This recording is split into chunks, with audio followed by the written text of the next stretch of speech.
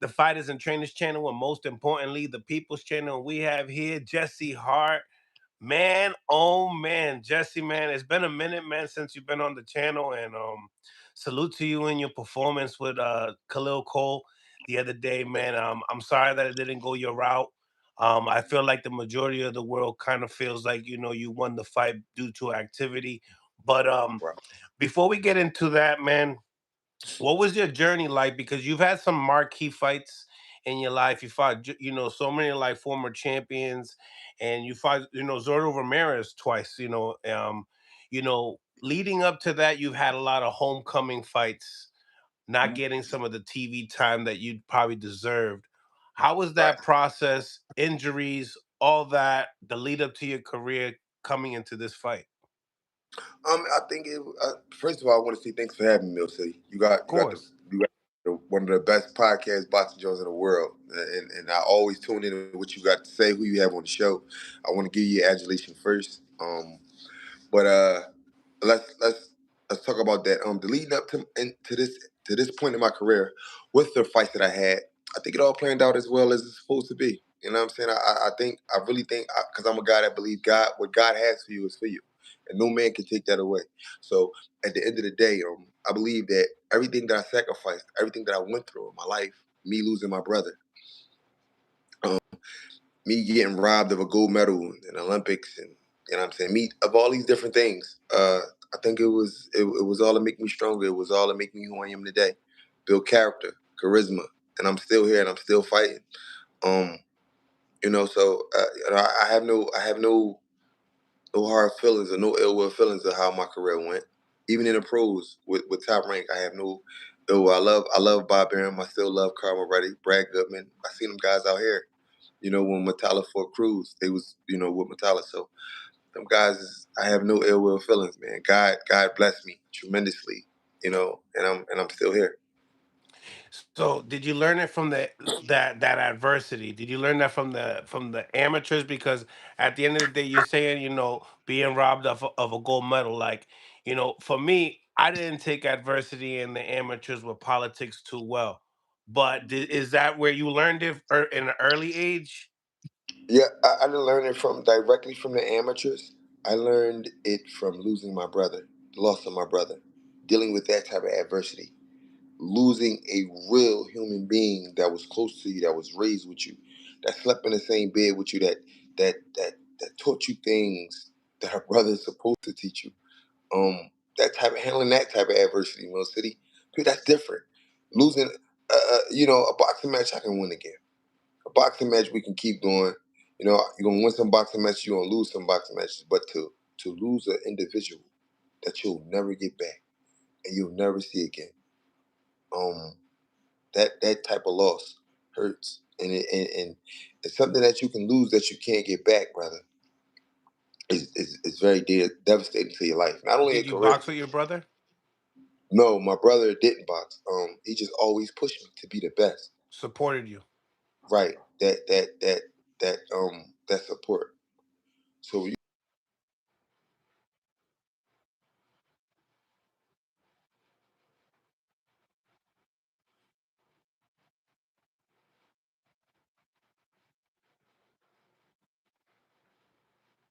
was like that with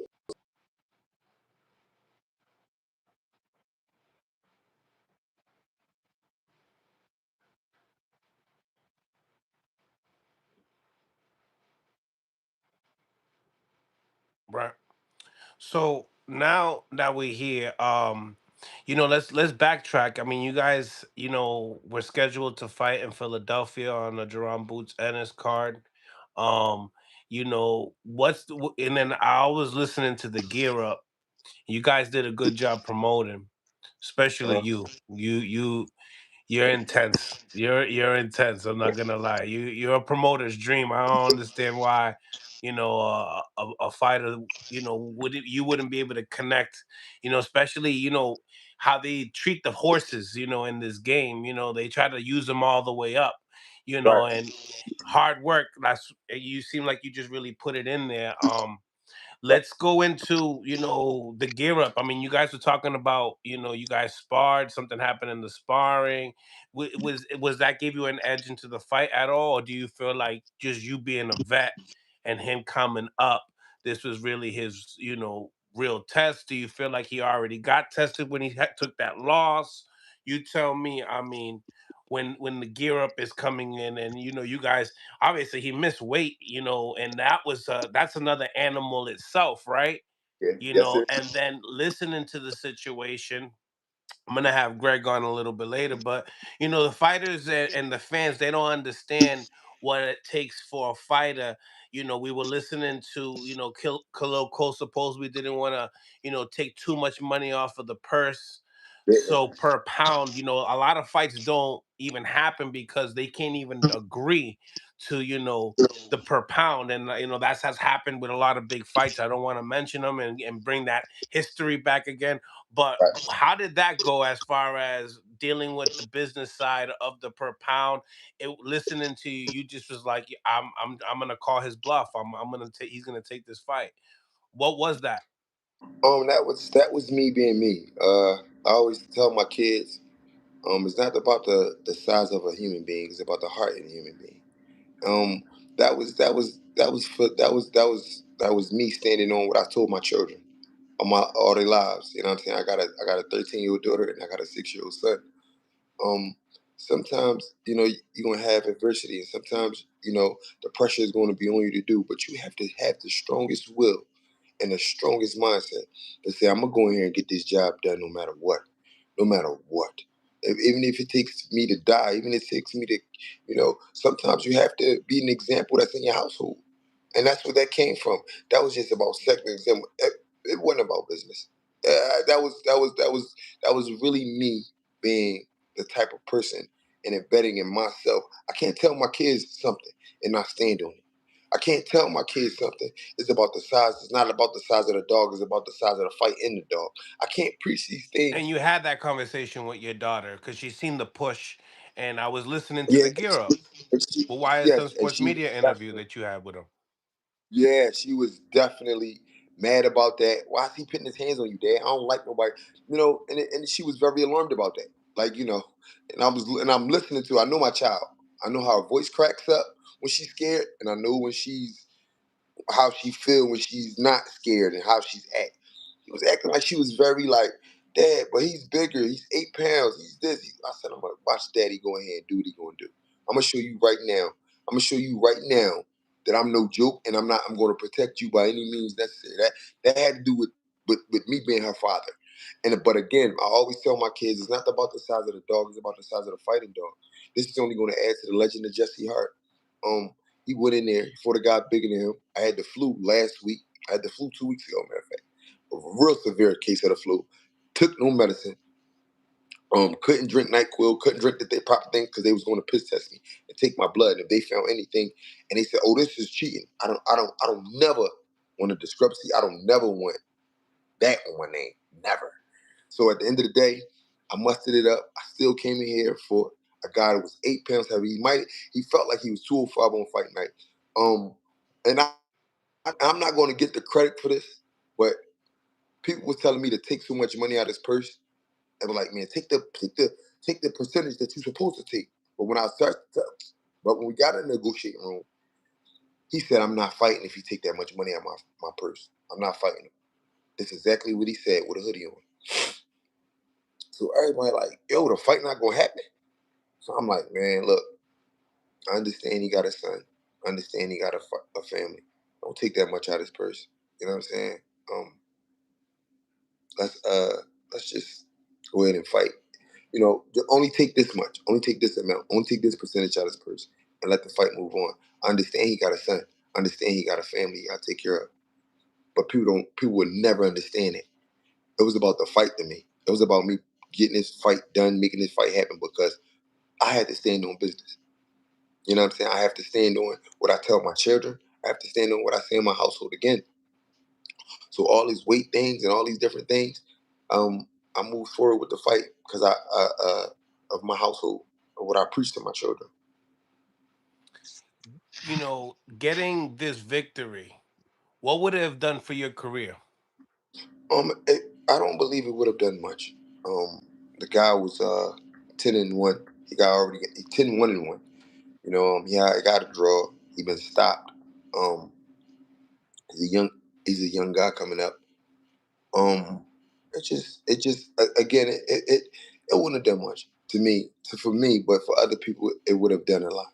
And I say that in regards to my age, um, how many fights I've been in, how long I've been in boxing, how long I've been involved with the sport. Um, the guy. I mean, it wouldn't have done. I know who I am. I'm secure with who I am. I know I'm the better fighter. I know I'm the superior fighter. I know I'm the better athlete. Um, it would have just did, it would have done for me, but the world would have seen like, he took a man 8 pounds heavier. He took a younger man. He took the stronger man. Hmm. Defeated him. It would have been a story of David and Goliath. It would have been a story of Muhammad Ali and George Foreman. It would have been them type of stories. And that's the legend of Jesse Hart. That's what I call it. When I retire, they're gonna have these legends to tell, and they're gonna say Jesse Hart, man. Remember that guy was so courageous. He fought a man that was 8 pounds or 20 pounds heavier than him. No fighter wouldn't even dare to take that risk. So that was just to add to my legend. Before we get into the fight, do you feel like because it was on broadcasted and on the Zone Network and stuff like that, technically a big stage, right, in Vegas? But do you feel like your stock risen more? Like people would say, "Hey, man, Jesse got more in the tank." Absolutely, absolutely. I keep telling people I've been in some real, you know, big fights and good fights, but I haven't really been beat on.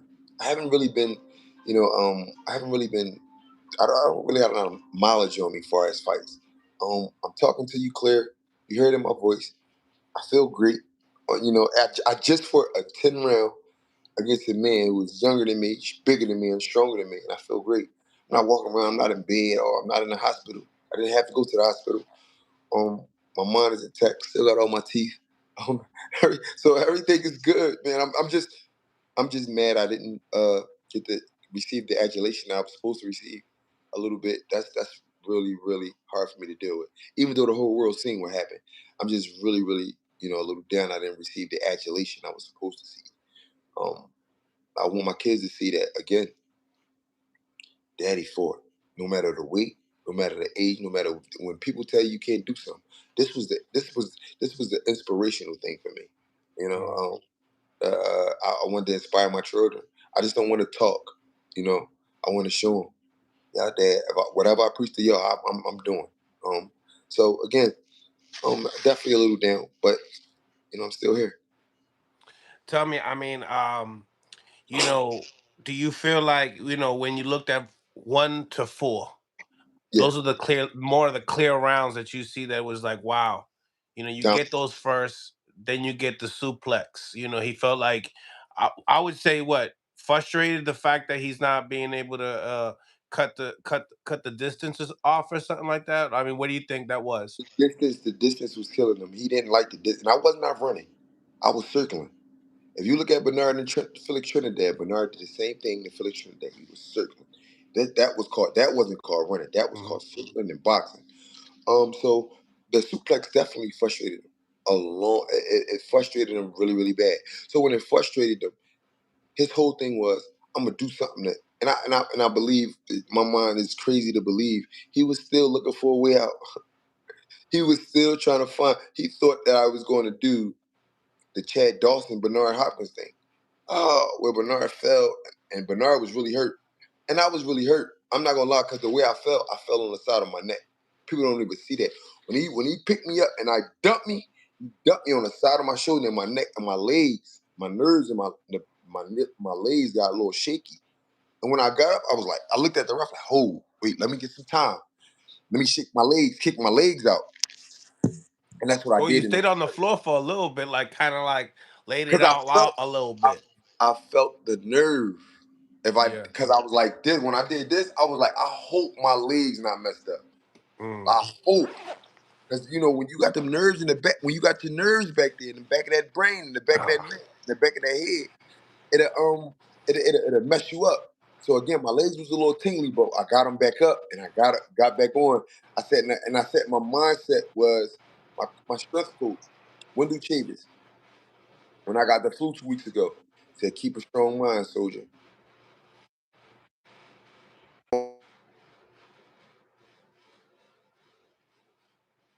Smash the like button, y'all. Double tap the screen if you are on mobile devices as well. He's getting a little phone call.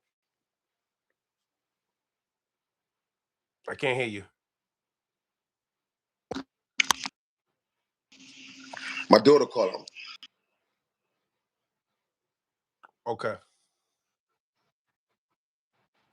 No, you cool. When things happen like that, when that body slam happened, I had to take it in stride with it, but I ain't let him get out of it. I kept fighting. Mm-hmm. Did he say Mhm. anything when he slammed you at all, or? Um, no, he didn't say anything. He didn't say sorry. He didn't apologize for it. He didn't say, yo, you ain't see, he ain't touch my glove to try to show grace and mercy. None of that. No, okay, no. Yeah, because with that, now they took 1 point away. Do you feel like they should have took two? Absolutely. They should have took as much points as they wanted. This guy, to be honest with you now, in that part, he came in 8 pounds over the weight limit. He's probably 2 something a night. Y'all giving him way too much. Now y'all giving him way too much. Start deducting points. Start looking at him, telling him if he can do anything more dirty. He shoved his elbow on my neck. He was doing a lot of little things, playing with that weight. That weight was a big factor. So again, I'm not trying to. I'm trying to tell y'all what's really going on in this boxing ring at this time. I'm explaining it. He put his forearm in my neck. He dumped me on my head. Y'all should have started looking at, yo, come on, take a point for everything. In my eyes, you already in here way overweight against a man who came in on shape, against a man who came in ready to fight, against a man who's still in here fighting, and you still doing all these dirty tactics. Let's not get beside ourselves. Let's start making a sport. If it's evened up, even it up. You know what I mean? Make the penalties last, but especially if a guy way overweight, start telling him, yo, you cannot do this. Start taking points for everything. I just think that's fair. Yeah, I did hear the warning on that elbow because he was trying to, frame you first and then try to throw the right hand. But um, your right hand was a rocket. That was something that it was something that you could really notice. I think your right hand was more sharper than your actual jab itself. It was. How did your jab? How did you feel about your jab? Did you feel like that shit was popping? I feel like my jab was popping, but I don't. It was a rangefinder. I use it as a rangefinder to crack him with this right hand. Because again, if I cracked him with this right hand, I knew in my mind that I stop his momentum, that I slow that momentum down, and have him thinking about doing something first. But I didn't know that it wasn't going to level him. Like I hit people with the kind of right hands that I hit him with level buildings. That's what type of Mhm. right hand I know my power. So, but when he stand up here and he stumbled a little bit, I say to myself, that's the weight. That weight is keeping him up. You gotta. There's no way that weight. I know. I told Greg. I said that weight keeping him up is holding him up, Greg. He's wobbling and weaving, but he's not going down. It's the weight keeping him up. And I just knew. I knew. You know what I'm saying? But the right hand was definitely on point. It was definitely a key asset to the victory in the fight. Yeah. Do you feel like that's what kind of made him not so hesitant to, kind of push forward was the right hand because it's kind of the speed that comes with it. That's probably where it really comes off of. Yeah, the speed. It's mostly speed. He felt the right hand, but he knew that if I stay up, I can maintain it. But again, all that leaning on me, and keep coming forward because of the weight, that was just a major advantage. That was a major advantage in that fight. But again, it's only going to add to the legend of Jesse Hart. I really believe that. When they tell these tales about my career, they ain't gonna say he ain't duck and dodge nothing. He went in there for it every second, every round, gave it all he got. And people look at the middle rounds and say, "Oh, you was fatigued or you got tired after the fourth, and that's where you started to come on." He was 20 pounds damn near over the contracted weight. I could not push him back because he was heavy. It took more energy for me to push him back. I pushed him back sometimes with body shots to try to slow the momentum down. Well, boom, scoop him. But at the end of the day, the weight was really a major factor in that fight, man. Let's not try to act like this 3 or 2 pounds. Let's not stop. Don't. This guy came in 8 pounds over the con. This ain't no little type of no. So Surprised at the commission, they allow it type of deal, beg the commission again. I did that. I did that again, but again, I make no excuses. The guy was just again. Those are facts. That weight was really heavy in there that night. Were you able to see the fight afterwards, like on TV? I watched it 3, 4 times already, and I just keep coming up with the same rounds that I won. I won a first. I won a second. I won a third. I won a fourth. Fifth he got. Sixth he got. Seventh he got. Eight. I'm still leaning towards him because he was only putting pressure, but his punch output wasn't there. But I'm only doing it because he was coming forward. 9 and 10, I stole. I ran away with because I threw more combinations and I threw more punches and I set on the combinations and I was beating him to the punch. So They gave him those. They gave him the late the 12th, right? the 10th and 9th, yeah, they did. I think he didn't. No, my He bad. didn't. The 10th. My bad. The Yeah, 10th. Yeah. he threw 4 punches in the 10th, and I threw combinations and was catching him. And he threw hooks that was missing way from across the ring. So I don't know how they gave him the 2 rounds. I don't know. Do you tell me when you look at the 10th round, right? Do you think it Yes, was critical? Like you think that was the critical round? You know what I mean? Like those were the rounds that was like going to do decide. you feel like Oscar De La Hoya with the Trinidad situation type of deal? Like he kind of like moved around a lot, and the refs end up giving it to Trinidad. You know, and Oscar, he felt some type of way about it, like he felt like he won the fight. A lot of people felt like Oscar beat Trinidad. I mean, but he treated that last round very similar to how you treated that round. Not moving around a lot at the end. But if you look at how I moved, see, the movement wasn't the just I just wasn't moving around. The combination and the start of the round. The combination, I start with a combination and I was popping on him throughout the round, and then I ended the round with a combination. Really look at those rounds. I started the round with a combination and I ended the round with a combination. A 3 or 4 punch combination. Pop, pop, pop, pop, pop, pop, pop. And then back off of him. And then I started moving. Then that's when I started putting my hands up and moving around. I know I won this. Y'all not gonna take this from me. And I think that's what got him, man. I really believe that um I think I won a fight hands down. Not even. It wasn't even. It was 6-4. I know I won 6 of those rounds out of a 10 round fight. I know I won 6 rounds clearly, You seen clean. the copy box? You seen the copy box numbers of your landed? You doubled them. 300 and something punches landed 90 something. He threw 143 and landed I think 40 something. 50. Yeah, Yeah, no, he landed 40 something, 43. 47. Okay. Out of 150 punches, I landed 97 at copy box A and do Yeah. 340 something. So I outlanded you and I outthrew you. What more do I gotta do? What more can I Mhm. do? And these is copy box numbers. What more can I do to win? I mean, you look at it, what more can I do? Tell me, regardless of that, right? Because now Uh, we're here. I interviewed Breadman yeah. and the gear up. He was saying that he liked what Greg Hackett was telling you, as far as the gear up. Slow down, Jesse. Save some of that energy for the fight. Do you feel like you as this experience? Do you feel like you kind of maybe used some of that energy that you could have probably had in the fight night? Do you feel like that possibly exhausted you mentally after just the overall, and then your daughter hitting you up on your phone? Does that fatigue you, that you feel like maybe at fight night you probably could have gave maybe more punches, or what would you say? I mean, no. Because now we're grading just you. Now we're past the fight. We already know that Energy, you should have won the fight. energy is everything. And Greg Hackett is a phenomenal trainer. Phenomenal. I'm gonna say that. But I'm a naturally a hyperhuman being. Just naturally, I give off that Yeah. type of energy. Naturally, I don't walk around. I don't act like some. Yeah, it was the people saying it was the build up of the fight, but that's really me. That's who I am. She ain't gotta hand me a script and say do this. You ain't gotta hand me a script and say, yo, you gotta talk. You better talk. That's naturally who I am. I have self belief. My favorite fighter is Muhammad Ali. I'm gonna say that again. One of my favorite fighters. That man is an icon. I admire that man so much. That man was beautiful. He talked his talk. He walked the walk, and he had self belief.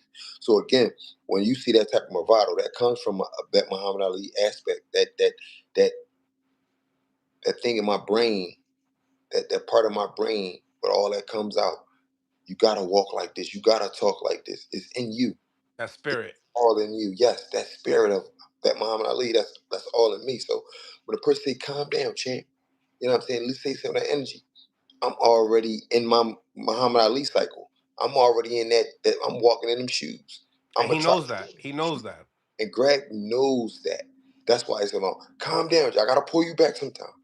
And shout out to Brett, man, as well. I saw the interview that y'all did about the Julian Williams. I love Julian Williams. He's from my city.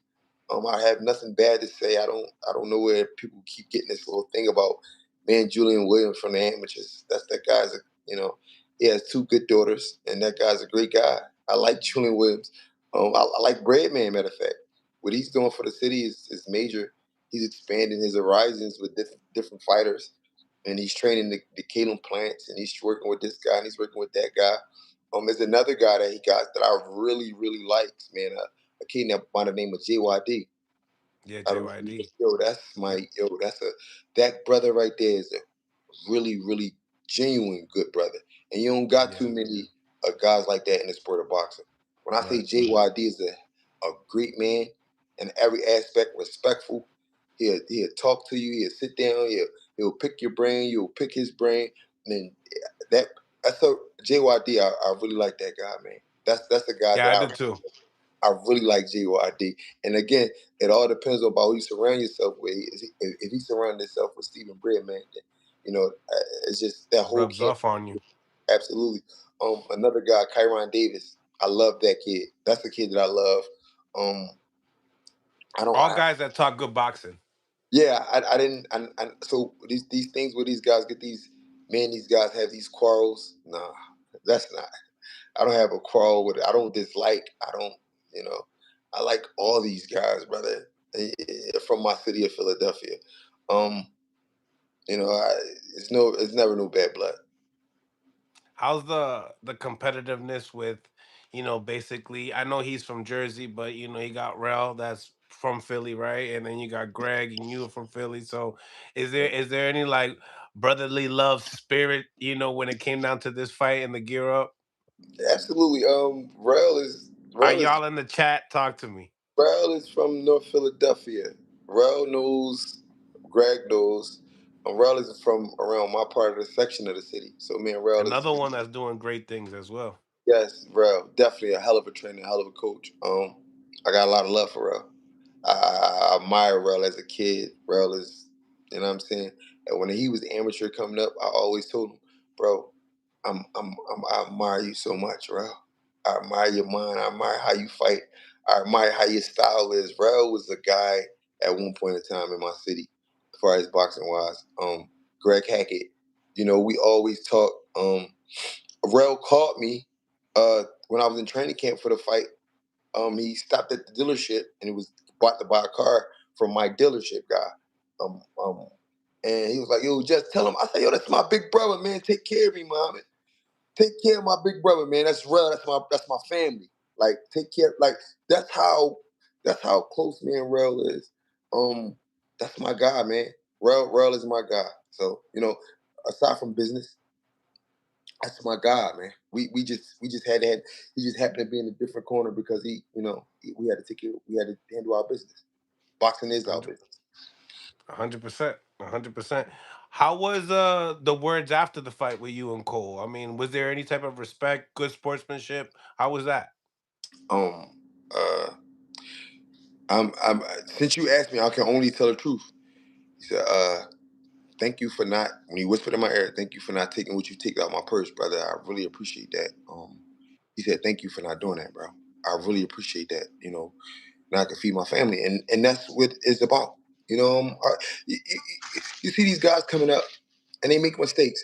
You know what I'm saying? I was a young kid coming up. I never missed weight, but I made mistakes. Whereas though sometimes it cost me. Like my strength coach, Wendell Chavis say, I should have been a world champion, but sometimes I made mistakes, and and it cost me as a young kid, not knowingly the unknown.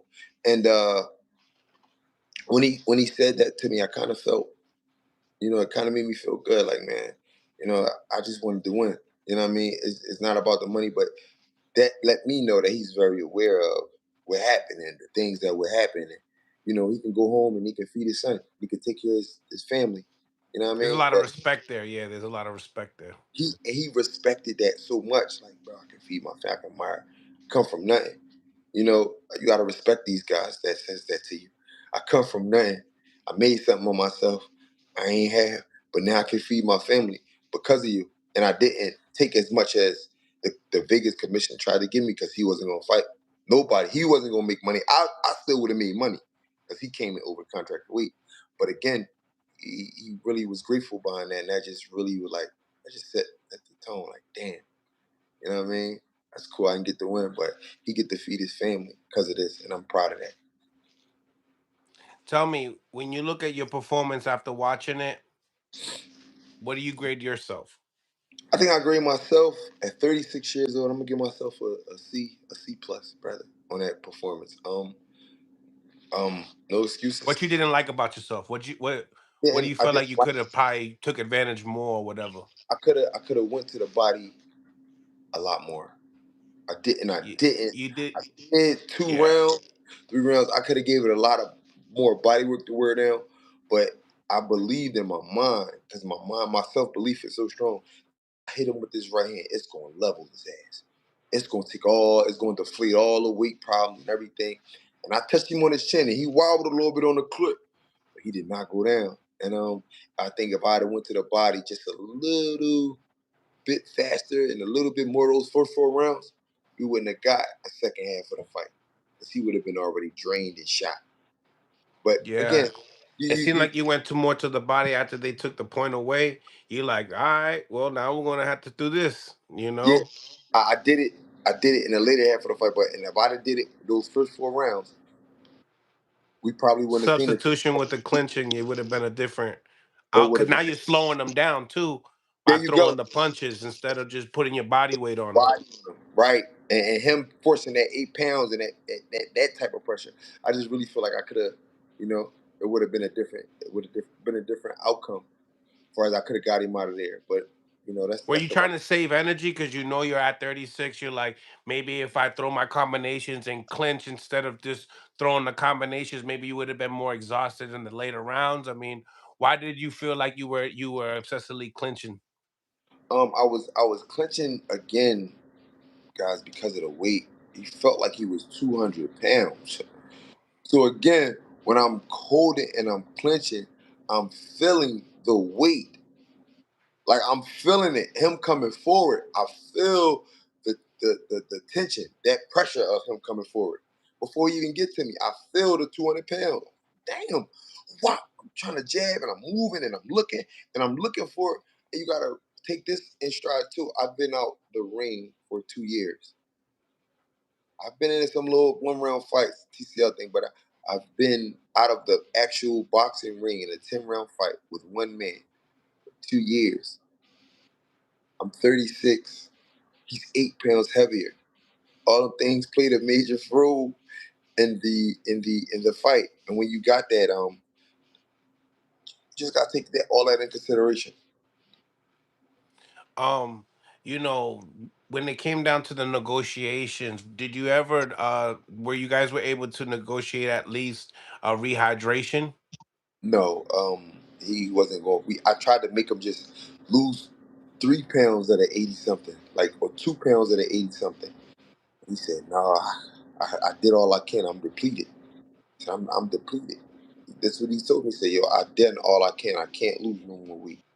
I cannot lose any more weight." And when I looked in his eyes, and I looked in his eyes when he had his hoodie on, I said, "Man, you can't. We gotta fight. We gonna fight. I want to fight again. I want to fight. You know what I mean? I wanted to fight just off the simple fact that he kept pushing me, and my daughter was alarmed. Again, my household. So I wanted to rumble, but he did. He said he gave it all he had, and he not losing no weight. And we asked to come for the rehydration clause the next day. We asked about that. We said, well, he can't come in no more than 188 next way. because I know I'm only going to hydrate. I came in 174 point something. I know I was only going to rehydrate probably up to 84. That's the highest I get because I only eat. I eat in the morning time. My strength coach, Wendell Chavis, come get me in the morning time. We eat early, and then we get a good breakfast in us, but we eat really light for lunch. And then leading up to the fight is trail mix, is different things like that, just to keep my body. But we're never sluggish. So I knew that I wasn't going to rehydrate up to no 20 pounds or 15 pounds or none of that. That's why the right hand was so fast. That's why the punches was so fast at 36 years of age. So when you see all these things and you look at that, you gotta really give credit to and honor to yourself, and I gotta give myself a pat on the back because of that. I really do, because it's like when I think about it, like damn, no one would even thought nothing to do nothing courageous as I just did, and not make him have a rehydration clause. That was very courageous of myself, and again, it all goes to the legend of Jesse Hart. I know, so no. To answer your question, he didn't have a rehydration clause. Okay. Okay. Now, as far as like establishing that distance, right? You fell into the right hand a lot, came into your factors a lot. But do you feel like that could have been more of something that you were you ever thinking about that, or was it more just nerves of really just wanting to rumble? What was what was it like? I felt like you had a reach advantage. I dived in with the right hand because he was southpaw.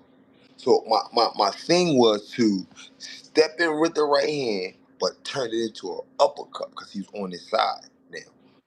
And Yeah, and Greg was telling you to do that too, right? yes, and his left hand was down. It'll look like it's up, but it's here. It's really here. And he trying to shoot it fast. So my whole thing was to dive in with the straight right hand, but getting close enough to turn that short uppercut up. Because every time I came in, when he was southpaw, he would bend his head like this. And his head would be right there on the line for the uppercut. So that's what I was trying to do. And when you threw it, you landed. It feel like you was hesitant to really throw it. It took a while for you to throw the uppercut. Would you say?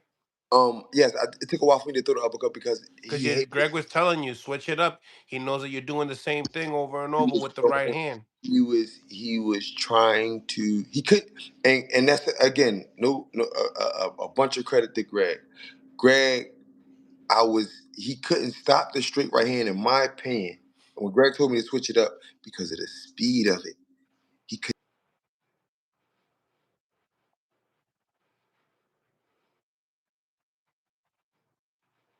long.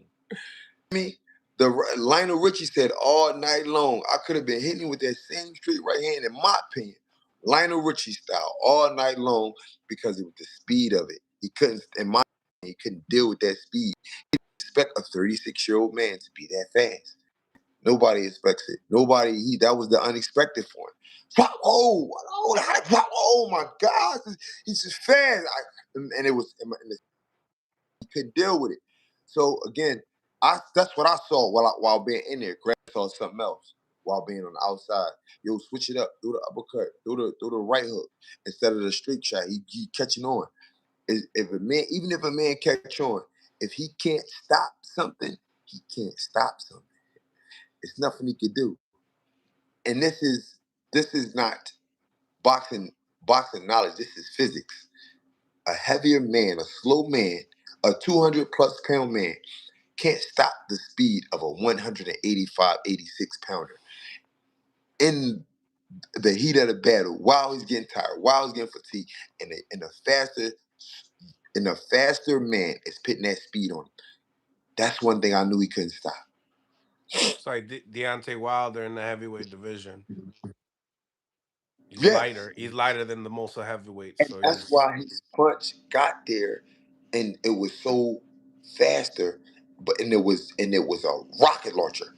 So when you look at him and you look at Drew Ortiz, his punch, that right hand got there because it was fast. It wasn't so much. It was strong. Don't get it twisted. He can punch. Deontay Wilder can punch. But it's how he got there. It got there because he was lighter than them guys. And that's what people don't understand. The lighter you are, the more agile, the more elusive, and the more your reflexes is going to react to a lot of things. But if you got that weight on you, your reflexes is slow, your body is down, you're looking around, you're trying to get it off, and it's just not going to pan out how you want it to. Right. 100%. 100%. Um, so what do you feel like is next? I mean, I'm sure that do you feel like you think you'll get some phone calls from this performance? What do you feel like the promoters will be, looking at it like this? I don't really know, man. I don't really know, Mel. When I come on these shows, and again, you definitely, again, you got one of the best podcasts. I watch it. Y'all talk about boxing, you and Zab. I love what you're doing. When I look at these things, it's you guys that really keep me going in the sport, brother. And that's for real. It's the podcast. It's not the business. It's not the politics. It's not the money. I'm okay. I'm okay. Breadman referenced to Julian Williams. He's rich. He don't care. I'm all, I'm not. I'm okay. I'm okay. I'm all right. I'm gonna be all right. No matter whoever says I'm comfortable in my skin. Whether it be the podcasters, it be y'all, it be the guys coming up, it be the people that I see in the grocery markets. Jess, man, you inspire me so much. We want to see you back in the ring, and I just be like, my 13-year-old daughter now. After Saturday night, today you won, and they blatantly took it. Don't you think it's time to hang it up? I said, yeah. I said, you think I've done enough for you to excel in life? To not have to persevere in life. Do you think I've done enough? To have that mindset to accomplish whatever you want to accomplish, and don't let nobody tell you no. And whatever you got in your life, and whatever you lost, and whatever everything, you're gonna go through some hard time. You're gonna go through struggles. They're gonna tell you you can't. They're gonna tell you no, you ain't tall enough, you ain't big enough. You know what I'm saying? You're not smart enough. You're not this, you're not that. Have I done enough for you to succeed in life? To see that your daddy fought through all that. And if I can do it, you can do it. And I asked her the same question. And she said, yes, Dad, you showed me. You showed me. And it was like, all right, so again, it's not even about the promoters, it's about, do I really want to continue on this? Do I really want to continue on this route? I give so much. I really don't know. Again, I have to go back, sit down with my coaches, sit down with my strength coach, Wendell Chavis, sit down with my head trainer, Greg Hackett, and just see, do I really want to? Because I'm okay. I'm very very much comfortable. You know what I mean? It's nothing for me to. Again, I'm not after boxing. I'm not scared to get a job. I'm not scared to. No, I never did this for money. I never did this for different things. You know what I mean? But that's not going to be the case. But I'm saying I'm not.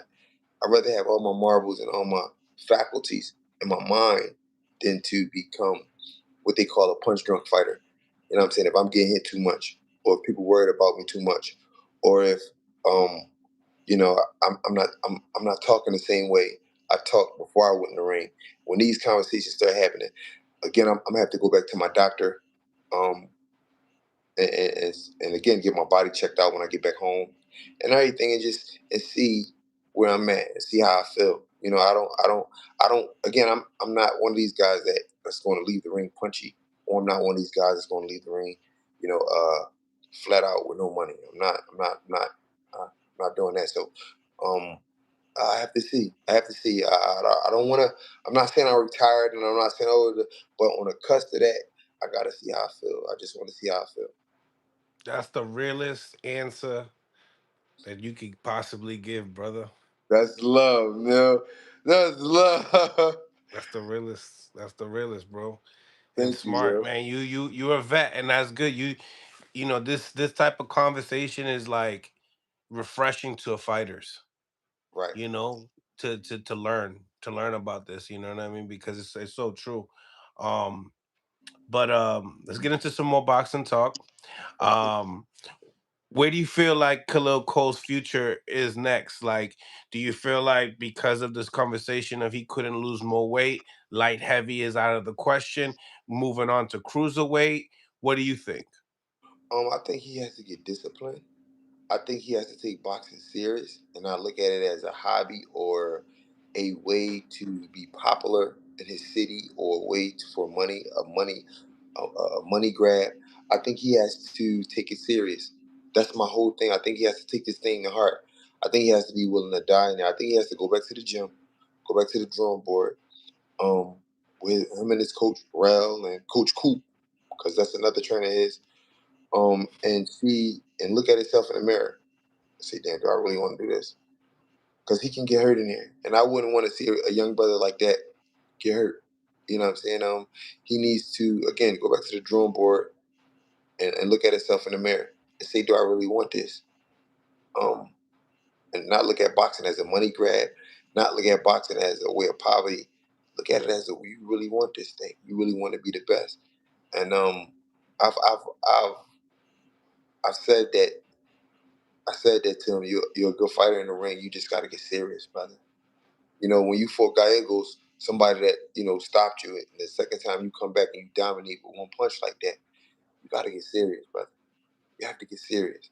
Stop. Don't just take some fights serious and then other fights you just like, oh, you got to get serious, man. Because again, the kid have all the tools of the world. He's 29 years of age. He's He got the strong. talent. Got the talent. Got to definitely have the talent. But again, if you're not undisciplined, talent means nothing when talent don't work hard.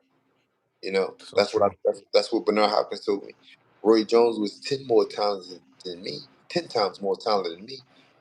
Knew I stayed disciplined and I worked my behind off and I learned the art of spot. But talent wise, Bernard said it himself on the internet. Y'all can look at it.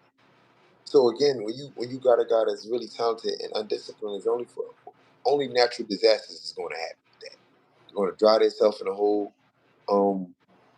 I just think he needs to really get disciplined and get focused on the task at hand. Yeah, I agree.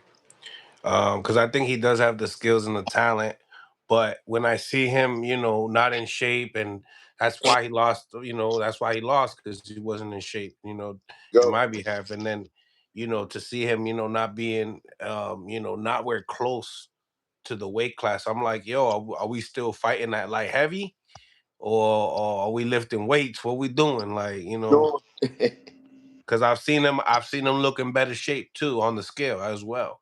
I've seen him Absolutely. more fit. I've seen When him I, more fit. when I came out here, I eyeballed him. I said, he ain't going to make weight, y'all. I told my Mm, strength. And Greg said, don't say that hard. Come on. I said, yo, I eyeballing the man. The man don't look like how he fought Gallegos the second time. That boy with neck was slim, trim, and he was in tip-top condition. I yeah, said, he playing with me, y'all. This is a money grab for him. I don't know if he's taking it serious. I don't know if he want to fight me. And that led me to believe he was out here in Vegas training with Rel and Kishan Davis and Shakur Stevenson and that whole training camp. And he took it. And he took it like a joke. I don't know. I can't really say. But he was out here for 12 weeks in a training camp. Again, and to not make weight, that's preposterous. yeah, yeah. Because you could, I didn't really even think about it like that too. Because now you got all these superstars, training, and like, some are taking it more than others. Some are happy to be there in that situation and not working as hard. I don't know. I'm not in the camp. But Absolutely yeah, right. What you said, Mel, just now. So I'm just probably happy to be there, and I think that's what he was. That's what he was. He was happy to be amongst the great. Some of the. He was happy to be amongst some of the best fighters in the sport. yeah, He because you was got happy. Terrence Crawford coming in there. He's got Look at people. look at the picture. It's Terrence Crawford. It's Shakur Stevens. It's Keyshawn Davis, and you just around. You just around, but you really not picking up on what these guys is doing. You Mhm. really not picking up on Shakur probably going to the gym. He's sparring this time, but he's going back to the gym this time. While others sleep, he's running on the treadmill. He's running outside, or he's going to the LV track. You know what I'm saying? Thompson Mack Center track. You're not looking at none of that. You're looking at you just in the picture with him, and you think that's something. You see Terrence Crawford. Yeah, no. You don't say in your mind, man. I want what they got. I want that greatness. I want to be great. You don't really adapt. You looking at more of, I'm gonna take the picture with these guys to put on the front and say, surround myself with greatness. Come on, brother. Really be great. Really surround yourself with greatness. Look at them and tell yourself, I'm gonna get what they got. And I'm not talking about in money. I'm talking about in the knowledge of boxing. to know that I gotta push harder than the rest. I gotta separate myself from the pack. I gotta pick up on that mindset. You ain't never pick up on that mindset, you ain't learn. Yeah, I mean, like you been in there with like Joe Smith. If he goes in there with Joe Smith, I mean, what do you feel like? Joe Who Smith, would be mur- who Joe, would be Joe Smith by murder with by him murder? because again he's undisciplined, brother. Yeah. And then that weight not gonna be able to help him with a guy like Joe Smith because Joe Smith rehydrates up to about 195, 200. I was in there with one hand. Joe Smith crushes him. Gilberto Ramirez annihilates If he moves up to cruiserweight, Smith annihilates him. Gilberto Ramirez annihilates him. But again, it is all because he's undisciplined. It's not because of the skill. It's because of the discipline. These guys gonna push. These guys gonna make you work. These guys not gonna be here and try to. I don't know. These guys gonna make you fight. Again, when I see Khalil Carson, an undisciplined fighter. That's exactly what I see. And people can call me crazy. People can say what they want to say about me, but that's what I see. I know an undisciplined fighter. I'm not an undisciplined man. I came in a pound under the weight. Shout out to my coach, Wendell Chavis. Again, Coach Rick, he had me in tip-top condition for this fight at 36 years old. After spending 2 years out the ring, we just felt good. We felt he had me in really, really good condition. now that you mentioned that, he was in that camp, and it goes to make you think, how Keyshawn is gonna do with Jermaine Ortiz, knowing that he was also in that camp as well, and training alongside Shakur Stevenson, and dealing with all that. I mean, what do you think about that card that's coming up this week, and Jermaine Ortiz and Keyshawn Davis? I think that's going to be a spectacular fight. I think it's going to be a hell of a fight. I think it's going to be a hell of a rumble. But I don't. When you say he was in that camp, them guys didn't have their woman with him. They didn't have their girl with him. He brought his actual female woman out to training camp with him. What are you doing, bro? And I was sleeping on the floor, and I was sleeping on the couch, and I made myself get really, really. I took myself to a place where I didn't take. I used to be. I But she remember. a fighter though. She a fighter though. It's a little different, no? No, because she's No, still my woman. she's still my woman. Yeah. You understand what I'm saying? She gonna rub me when I get hurt. She was with this man all the way up until the negotiations at the weigh-in. I'm talking about she was the one that was negotiating. His manager, Keith Conley, left. Called it a disgrace. This is disgrace. He said, "This is disgrace. I don't even want to deal with this." He just flagged it off, and she was the only one that was with him. So she had that "I'm his woman" female thing, and I'm with my man type thing. It wasn't. It wasn't, babe, what are you doing? It wasn't, what are you doing? Why are you coming this much overweight? You know we ain't supposed to do this. This. I mean, Clarissa Shields came at her on Twitter. Clarissa, she said, you was an Olympic bronze medalist. You know this is a disgrace. You should have told your man. You should be holding him accountable. Like, basically, that's what Clarissa Shields told, I don't know her name, O'Shea, something, I don't know. She told O'Shea this on Twitter. You know this disrespectful. So again, they have that. That's deep. That's deep. When you look at it, how deep is that? That's You know deep. that's distasteful. So again, you say she a boxer, she understand, but they have that we don't care about this No, you sport said it. You said it. It's right there. If you a boxer and you've been at that level, how you gonna let your man fail? because y'all want to be in love more than y'all want greatness. You know what I'm saying? So that didn't mean nothing. She was out here as his supportive woman. I never had when I used to go to them training camps. I used to, my dad wouldn't even allow my woman to be out there with me. He wouldn't even allow no shit like that. Yeah. You know what I'm saying? Even when I'm home now, my they know, and I better not. Don't let me piss him off. Don't let me walk around here in underwear that I know that's sexy because he had started talking to me like, "What are you playing for the other team?" And I really do. I really would talk to my. Yo, what you trying to make him win? Why you walking around here like this for? What you doing in this house like this? You know what I'm saying? Why you cooking fried food when you're not supposed to be eating baked food? What's going on? Are you all right? Is you playing for the other team? Psychologically, you have to think like that because in a game of boxing, man, this shit is no joke. And the only reason why I stay home now for training camps because of my kids, because of my daughter, because of my son. I don't want to leave my babies. Like I can't. I've done my time, but once God gave me children, because I'm a really present father. I'm very much present in my kids' lives. That just takes too much out of me. I gotta know what my son doing. Like going home tomorrow is like killing me because again, I want to know what my daughter doing. She just called me when we was on here. She probably calling me telling about how she building the snowman, how her and my son doing. I be wanting to. That's what I be wanting to do, brother. I'm at that age where I like playing with my children and doing TikToks and being in the videos and playing the place PS5 with my son. I can send you all the videos I'm talking about. I do TikToks with my daughter, and I play the PS5 with my son. And we go out to eat. We go to David Buster's. We go to. That's my life. I never had that with my father because my father always was pushing me to box. So I vowed when I have kids, I want to be a fun father. My son, as long as I'm alive, I don't never want my son to put on a pair of gloves. I don't never want my son to box because I love him more than I want to see him get hit.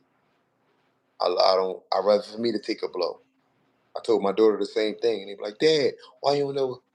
Well, every time they pick up a pair of gloves, I always tell them, "Don't play with that, y'all. Let's not play with that. That's serious to me." And that's a trigger for me because again, my father made me put the gloves on. My father, I was 7 years old in the kitchen. Bro, my dad put weights on my legs because when you're a kid, you uncoordinated. You just now learning how to damn near walk. So you really wheeling and wobbling. But my dad used to put the weights on my ankles and make me get in the kitchen and make me be stern and throw punches stern at 5. I just be like, yo, I want to go outside with my friends. My sister used to. That was my life. So I just love being a dad with my kids and enjoying my babies so much. When you say, Dad, well, what's next for you? That's hard. Like, you know what I'm saying? I love my children to death, brother. People always say they love their kids, and I know everybody love their kids to death. But I'm a person. I want to be in the thing with my. Like, I want to do TikToks. I want to, like my son. When I get back, I gotta go to his school because he want to show me off to his friends. He lives in Atlanta. So he like, Dad, he called me on his iPad. Dad, I want you to come to my school when you get out of training camp, Dad, please. Cause my friends in my school never saw you. Just come to Atlanta. So now when I get back, I'm gonna come to Atlanta. I'm gonna bring his I bought him a electric motorcycle bike. You ever them Razor Jones? I bought him one of them. I'm gonna bring that out of Atlanta. I'm gonna bring his PS5. I'm gonna just let him just see me. I'm gonna go up to his school and be like, yeah, he has a dad. And Dad, show him your muscles. He always be like, Dad, show your arms. Show him how strong you is. I'm like, all right, that's what I'm gonna do when I get back home, out of Vegas. So again, man, that's what I enjoy, Mel. I enjoy that, Mel. You hear me? But I love again, it. not to speak off topic. I think Kishan Davis and Jermaine Ortiz. Jermaine Ortiz has to prove he's not a gatekeeper. Jermaine Ortiz got to prove he's here to win. Not I just keep being right there because he do enough. I know something about Jermaine Ortiz in my eyes. He do just enough to say he did good. He don't never want to do more than go over and beyond. He always like, y'all seen me? I was in there. He knocked me out. That's a gatekeeper mentality. Yeah. Have that It's been championship like mentality. that since the amateurs too. I don't like that. That's the only thing I dislike about him, Mel. He don't want to win. It's like he just satisfied with being. I fought him. I was right there. I was on the stage. That's it. And I don't like that. I don't like that mentality. I want to go in there and I wanted to win. Like, yeah, I'm gonna give him a rough, tough fight. It's gonna be rough. I never hear him say, "I'm winning this. I'm gonna dominate this fight, and it's gonna be easy. And I'll make it look easy." Always going. I'm gonna do my best. I'm not gonna quit. I'm gonna give him a rough, tough fight That's all a loser mentality to me. I never heard not once say, I'm beating him. I'm dominating this fight. This is mine. This is mine for the taking. That's how Kishan Davis talk. You got to match that energy. He's a bum. He's dizzy. Jermaine Ortiz always, every time in these big fights, I'm going to come in there, I'm going to give him my all. I'm going to go ahead and do what I got to do. I'm going to go ahead and, again, that I just want to be, I'm going to give him a rough and tough fight. I'm going to just be that geek. No, the mentality. You got to hear what they say, Mil. That's all I'm saying. I don't like that mentality Jermaine Ortiz got. And he fights like that. Mm. Do you feel like he opposes any type of a threat for Keyshawn? I'm looking at the styles. Absolutely. Absolutely. But he don't believe in himself like when he get in that ring like that. He'll hit a guy with a shot, and then he'll back off the third round, and just start looking, and then he'll pick it up the ninth round. They're working. So again, you satisfied that seems like to me, you satisfied with this doing enough to say you tried or you did good. That's just what I think. Kishan Davis is coming in to stop him. Kishan Davis is coming in to fight. Kishan Davis is coming in. He got something to prove. He got something to prove. And that's what I got about. I don't sorely like. Again, when we talk about Kishan Davis, I don't like what he did to Nair Albright. I don't agree with that. And that's from Philadelphia. People that know me know I don't like what he did to Nair Albright. Nair Albright is a brother of mine. Him and his brother Duke is really close. I watched them kids come up. I know Nair Albright is humble. I know Nair Albright don't even talk crazy. He don't talk crazy. He don't call people. He don't how when Khalil Cole was talking to, he don't say nothing. He just like, all right, brother. Like he's a real God-fearing man. He goes to church. He got a daughter that he loves, Gigi. I love you, Gigi, if you're watching this. She's great. He's bringing her up. He's a great father, a great young man. And I just feel like he ain't deserve that. What happened to him in Virginia with Keyshawn Davis? I really feel, and I'm mad. I seen Keyshawn at the fights, seen Keyshawn out here. I didn't even speak to him.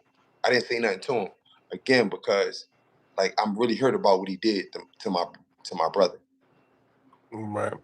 That's obviously a familiar opponent that Keyshawn and Jermaine have is Albright that you just spoke about. Um, Yeah, I mean, Albright feels like Keyshawn, he feels like it's a 50-50 fight, he said to me. He said it's a 50-50 fight, but he kind of edging Keyshawn a little bit.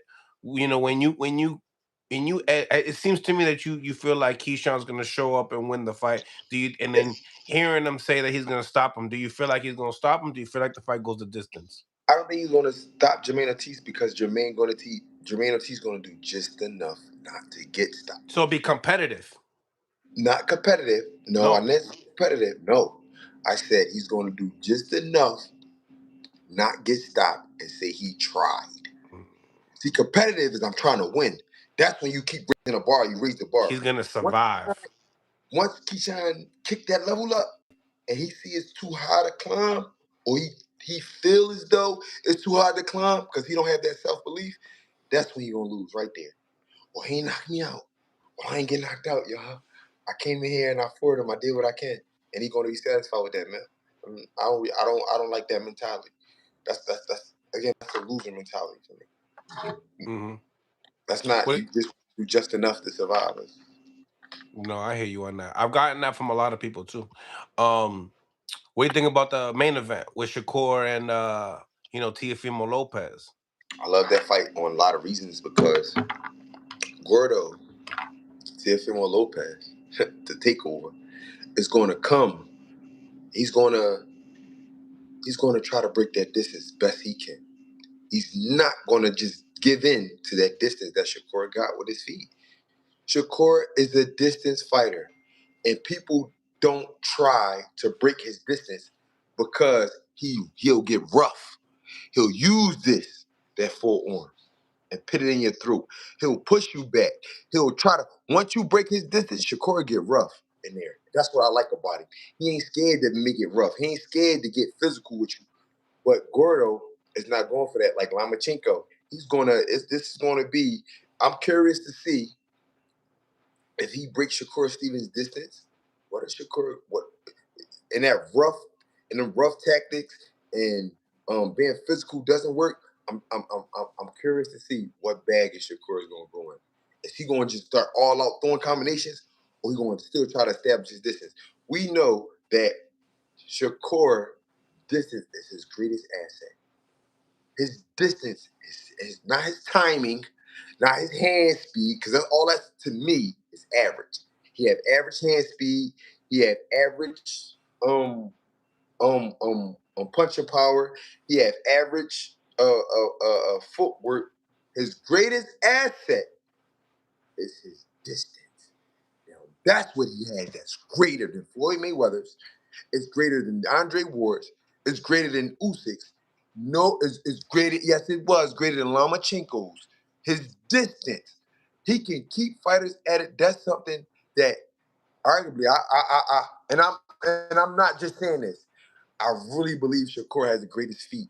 The greatest, he knows how to keep his distance and distance himself, keep himself from getting hit, and he know how to hit the other guy. That's great distance to me, personally to me. That's his greatest asset. If I watched all his fights coming up, his greatest asset is his distance and his how he control his distance. If a guy get too close, he gonna pop a two punch or three. Pop, pop, pop. What you doing? What you don't get pop back up. Oh, pop back up with that jab. All right, now my feet good. I can maneuver. But when you step, I'm curious to see if Gordo athleticism, his timing, and his speed is going to be able to break. Because I believe that he's stronger than Shakur. I just don't.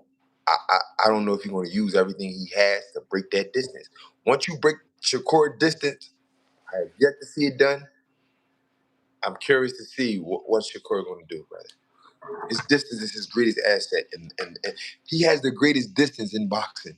I don't care what nobody say, but Gordo is super strong. He's super determined, and he broke Lomachenko distance. I'm curious to see what he does with Shakur Stevenson. Yeah, I absolutely agree, man. It's gonna be a great fight, man. Mm-hmm. Um, but nevertheless, Jesse, let everybody know where they can find you on social media and all that. I'm gonna be having your coach on, jumping on right about now. But this All was right. definitely a great conversation. We got to do it again. Definitely a great meal. You know, you. I just told you you got one of the best boxing podcasts in the world. I definitely want to do it again. Again, y'all guys keep me going. When I hear y'all, when I'm watching y'all on YouTube and I'm watching you on Instagram Live, bro, your one of your podcasts is the one that really because you be having Zab on there. Great analogy. We just seen him yesterday. He was here in Vegas. One of his He stores was. had the awards. He was here with the twins, and it was just decent. Um, Yo, your podcast keep me going. I want to say thank you for having me. Follow me on Hollywood Hart on Instagram at One Hollywood Hart. Follow me on Facebook at Jesse Hartwork Hart, and follow me on Twitter at Jesse Hollywood Hart. Thank y'all for having me. Mill City Boxing, one of the best boxing podcasts in the world. Appreciate you, my brother, man. Stay My man. blessed. All right, Mill. Smash the like button, y'all. Subscribe to the channel. Make sure you follow Jesse Hart. Definitely got great spirit. We're gonna be having Greg Hackett tapping in with us next. Salute to everybody that's tapped in on the live as well. Appreciate you guys for tapping in. Much love and respect to everybody on the live, man. Become a member of Mill City Boxing. The link is in the comments. Really appreciate you guys for tapping in. What do we got? A buck 40 in here. Let's get these likes up, man. Double tap the screen. Salute to everybody, man. Um, wow, some good fights. A lot of people were talking to me on the DMs saying, "Mills, jump on live." Shakur Stevenson did an interview with Brian Custard. He had some cool things to say. Also, the fights that just happened. I didn't do my fight breakdown, but I definitely did some good stuff with Breadman earlier. And who else did we have over? We had Breadman and we're gonna also be having Shakur Stevenson. I mean, not Shakur. Shakur's busy. Uh, Rashidi Ellis as well.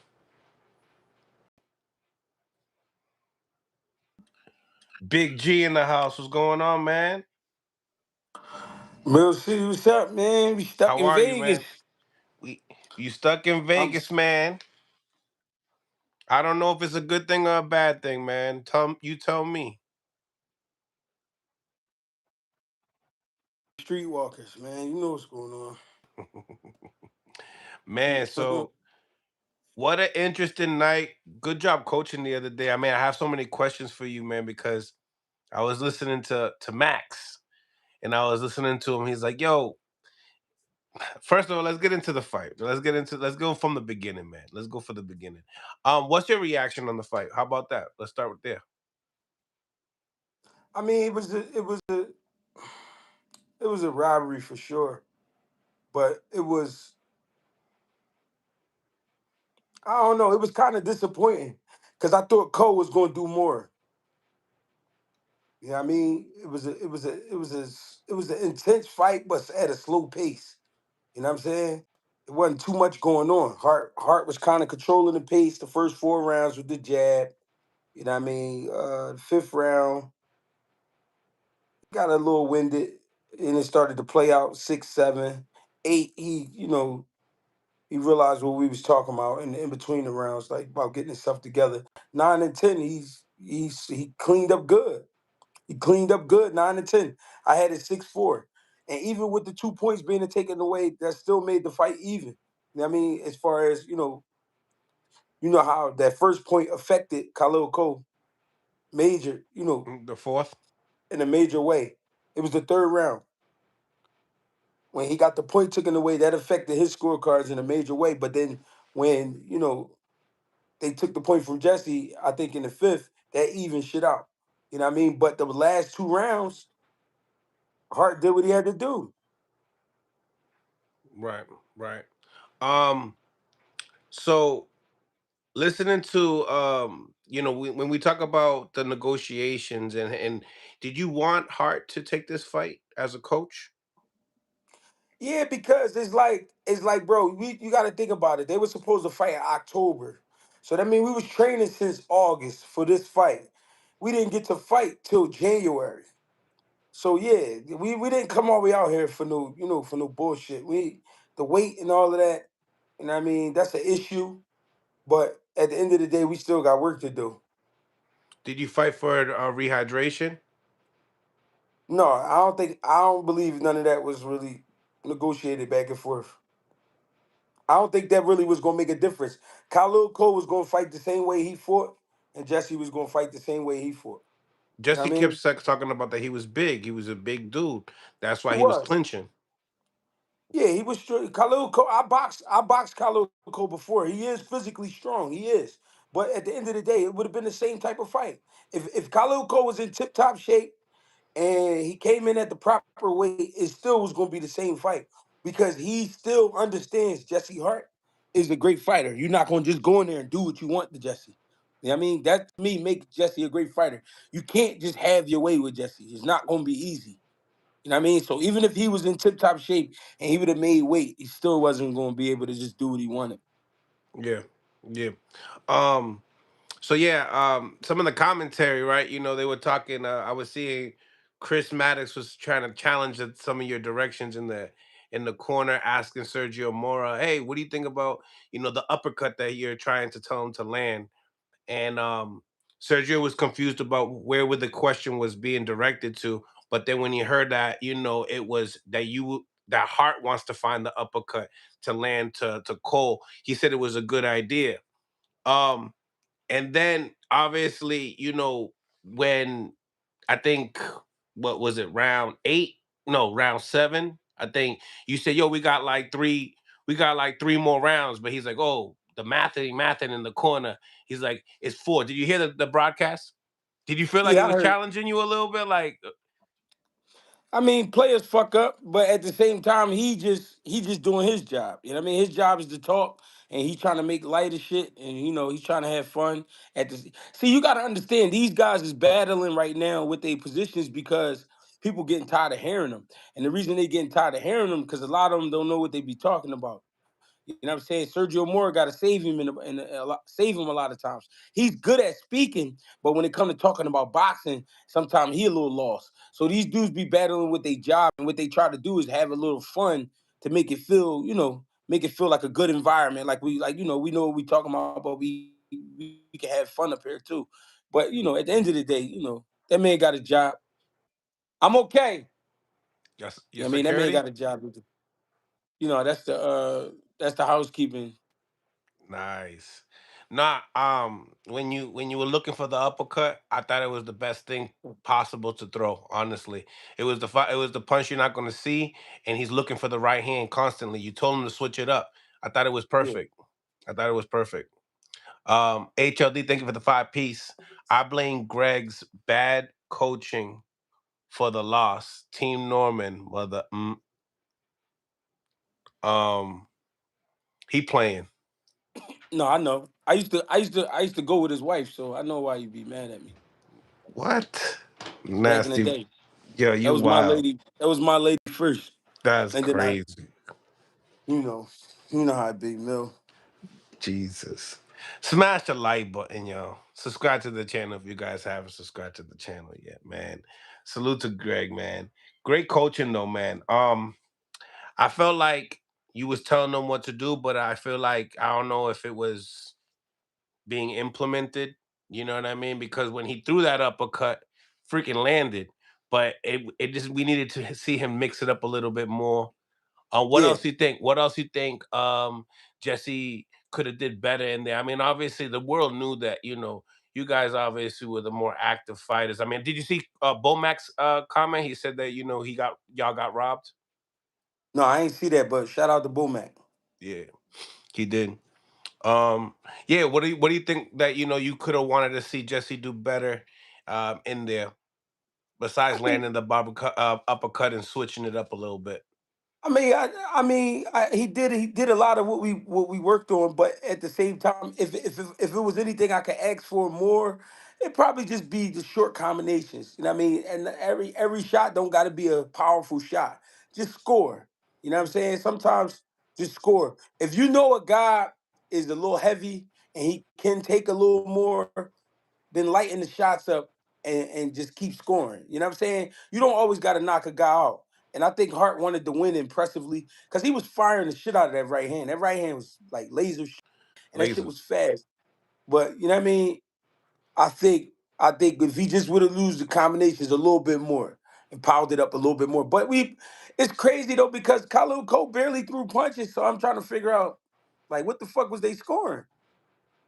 Right. Right. I don't. He didn't really throw at all. It was which was surprising because I thought the game plan was all right. Let him, not throw. Give him maybe a couple of the rounds, slow him up or whatever, and then the hot shit was gonna come at round 4, 5, and 6. And I think he was telling them to look out for it, but it just didn't come. Right, right.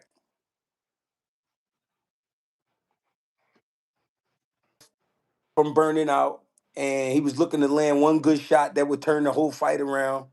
And he landed some good punches, but just not enough work. Just not enough work to win the fight. I just didn't think he did anything.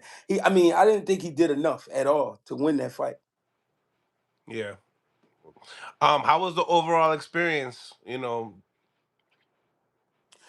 Everything was cool. I try to tell people I'm new to some people, but I told you, Mill City, I've been coaching since 2012. I've been working with pro fighters since 2013, and I've been working on pretty good stages since 2013, 2014. So it's like it'd be the, you know what I mean? It'd be the same for me. The atmosphere was cool.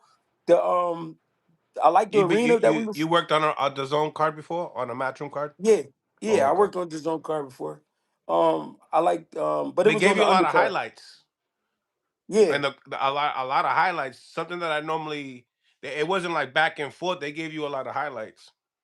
Yeah, because I think they was doing that because they was trying to see, what would come of the directions. You know what I mean? Because Jesse being the B side in this fight, they wanted to see if something was gonna happen. You know what I'm saying? They realized that I was like really into it, so I think they got caught on to that part because I was over there, I was cussing and shit.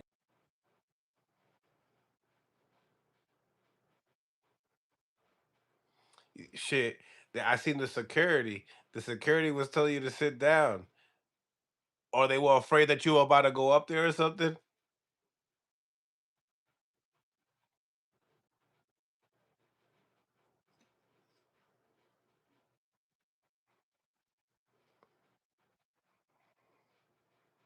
Yeah, no, for sure, man.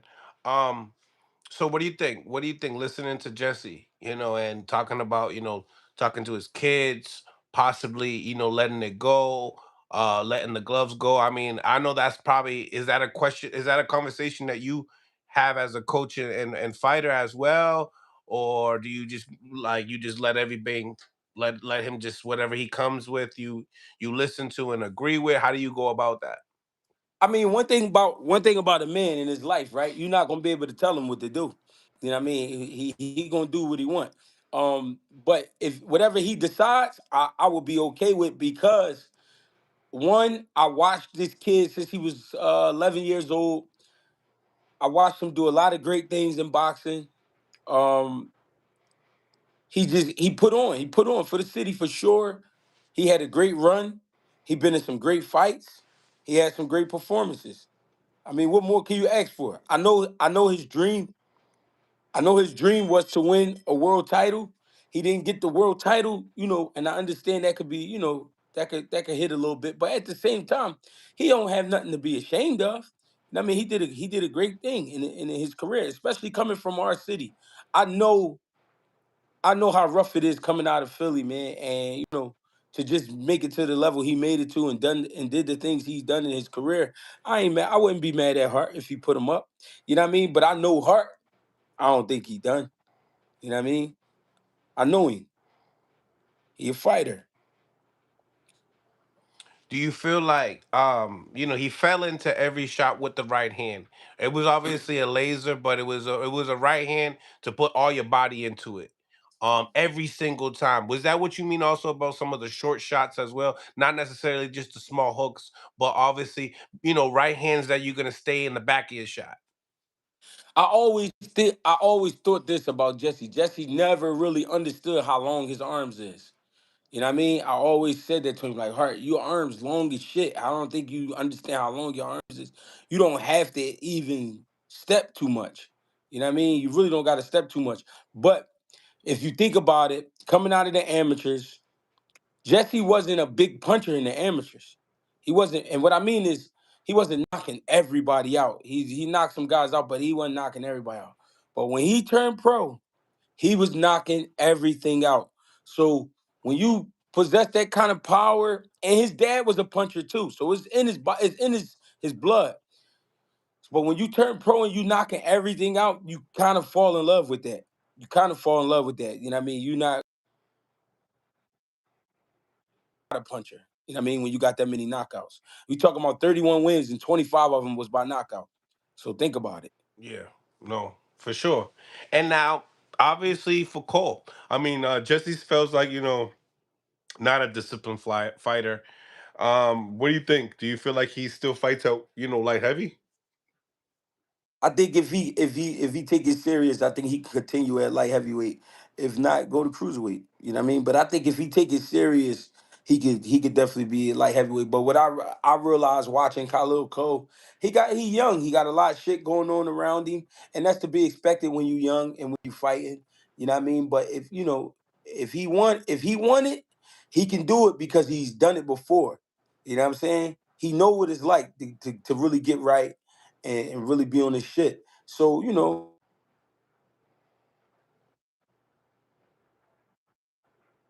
Right, right. Um, you know, um, Now as far as what you gonna call it, Cruz, Cruz and Mortar, were you able to watch it? Okay. What did you see out of the fight? What was your reaction to it?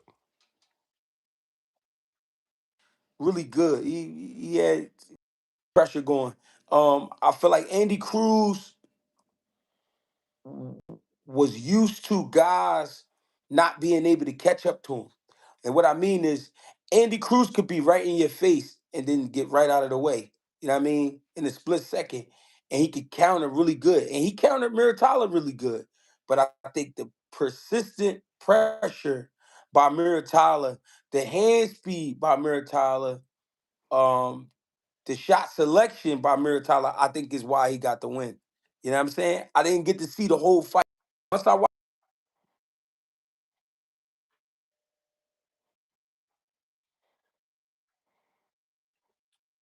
I don't think the people can hear you, Greg. The people can't hear you. Signal starting to get. Can they hear me still? I mean, Yeah, can they hear me now? I think I think my bad. I think it's the connection. But I think his back being to the ropes and things like that, I think, it made it tough on the judges because it looked like Mir Tyler is putting in most of the work. Ty was putting in most of the work. Now he called out Shakur and the winner of Shakur and Teo. Do you think he showed? Mir Tyler said that? Yeah, what a talla. What do you think? You think that I think talking to Breadman and then Breadman also said you're a good coach. I don't know if he was able to see it, but he said that you're a good coach. He peeped that Jesse was using a lot of his energy before the fight, and he was hearing you say that we need to save some of that for the fight. So Right, you see that was very very observant about that and stuff like that. Like you knew who your fighter is and stuff. right. I mean, I just know from being younger and being a fighter, those things can play a part. You know what I mean? It can play a part because you be fired up. You know what I mean? But I also heard Jesse when he said, Greg know that I'm like that though. And he is like that. He is energetic and he been like that since he was young. So, you know what I mean? I get it. Yeah, and but I was trying to tell him, save your energy for the fight. You know what I mean? Because you can put so much energy out that when you get to the fight, you kind of, you can go flat. Mm. Um, Nah, but that was definitely a good fight to watch. Sad that it didn't go your way, but it was definitely entertaining while it lasted. I mean, very messy fight. It was a sloppy fight. You know, yeah. But yeah. So now, were you able to see Keyshawn Davis' celebration after Andy Cruz lost? Of that, that was, to be honest, that was, that's weird. It is weird because what you saying is, as long as he loses, I'm cool. When it should be, I should be the one that gave him his first loss as a professional, because what he has over you is he beat you every time, amateurs or not. He beat you every time, and for you to celebrate, that's like an envy thing. You know what I mean? That's almost like an envy thing because it wasn't you that beat him. You know what I mean? So why are you celebrating like that? Like, if it was me and I lost to a guy 4 times in the amateurs, and I know one of the major things is like, all right, well, that was the amateurs. I would want to get that back in the pros. You know what I'm saying? Because the pros is a different game and it's a longer game. So it's like, I would have wanted to give him his first loss. You know what I'm saying? So to be proud that somebody else beat him, and then you like dancing around, you got the belt and you doing all that. That's kind of like, we call that in the hood, we call that claiming somebody else's wreck. You know what I'm saying? So a Facts.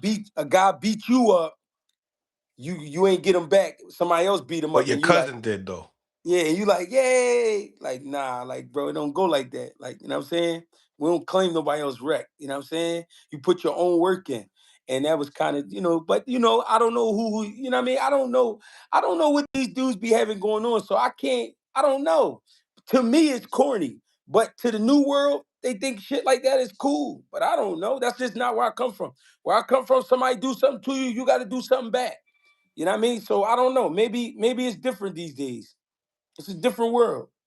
Yeah, it was definitely a little weird for sure because he was already getting backlash of him even going to much more to Tyre's locker room and just saying good luck and stuff like that, and more the Tyre's looking at him like this shit's kind of weird. Like you in Yeah. here, bro. Like we don't even talk like that.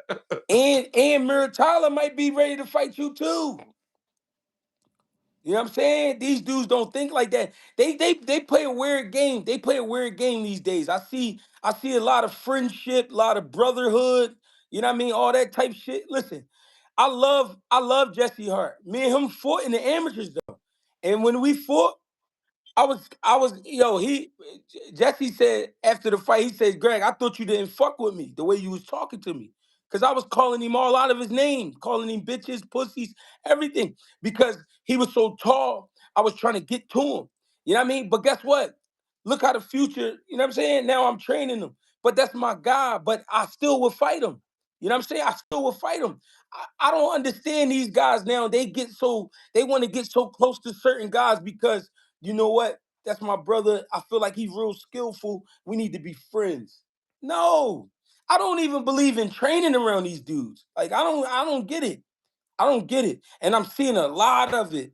You know what I mean? Not just from Keyshawn and Shakur. It's happening around a lot of these guys. Mm-hmm. Nah, not where I'm from, bro. Not where I'm from. I mean, we Yeah. don't, but this is a new day and time.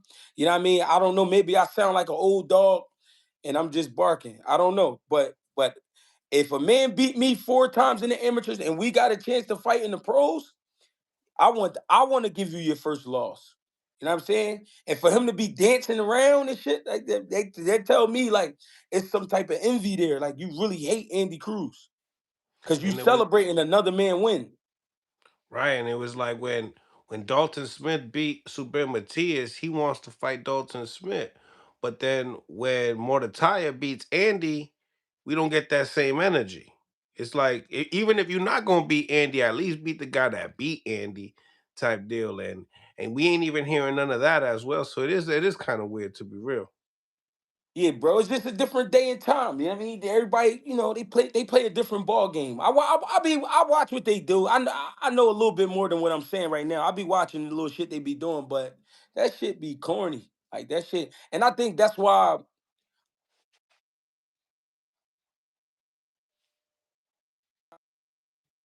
like this sometimes they feel some kind of way about Philly fighters because you know what I mean? We could be cool and we could be fighting and then we could be cool again. Like we not about to be like, yo, that's my brother. I'll never fight him. Like, you know what I mean? Like, fuck all that. If we could feed our families, we fighting. The fuck? What did we get into this for? Why did we begin boxing? Hmm. So we begin. How can you say you the best in the world if you're not gonna fight your man who the best in the world? How can you say you the best? You know And what I'm it's saying? easy. I It's don't. I easy just, for the fight to be made because we cool. bro, I don't come from that, bro. I come from a different bloodline, different cut, a different cloth of boxing. You know what I mean? Where we really throw hands. Like ain't none of this picking and choosing. I don't want to fight him because he not popular enough. I don't want to fight him because me and his sister is cool. I don't want to fight him because, I was friends with his brother and all this. Like, fuck all that, man. Let's get it popping. I mean, who really wants some war? Who want to wreck? For real, for real. And guess what they do to hide behind it? Well, that's just business. That's not smart business. Yeah, I know. Yeah, I Yeah. know. Yeah, nah, I hear you on that. It's starting to get real weird when it comes down to that, And I've been seeing the interview with Shakur and Brian Custard, and he's still asking that same question, like about Keyshawn and Shakur trying to fight, and they clearly saying I'm gonna never fight. They're never gonna end up fighting. Yeah, I don't know. I man, and I almost got tired of talking about it because I just don't understand. But then it's like you gotta. It comes up because like, yo, y'all the same size. Y'all fighting in the same weight class. Y'all both say y'all the best, but they said they so much of brothers that they just won't do it. All right, and I understand that. I'm not gonna keep poking at that, but at the same time, bro, it's like you seeing it in other situations too. Like, bro, it's corny, bro. Like, Actually, Richardson Hitchens just came out of an interview right now, talked about the situation. Said, "I know you're not gonna fight Keyshawn, but we're gonna fight though. We're friends, and we gotta fight." You know what I mean? And they agreed. That one day they would fight. listen, these guys is trying to follow. They trying to follow the guys that they consider the legends, right? The guy who made the money and all that old cool shit, right? But at the same time, they trying to come out with new rules. If you want to be the best, if you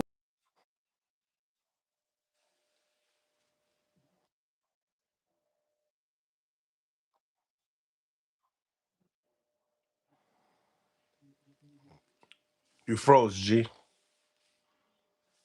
my You bad, I you say I froze, G. said if you clean, am I still there or no? Yeah, you there? Yeah, I'm just saying if you clean up the division or you clean up what's around you, then you'll be considered the man. How can you call yourself the man? Your homie calling himself the man. Y'all not the man. Nobody's the man.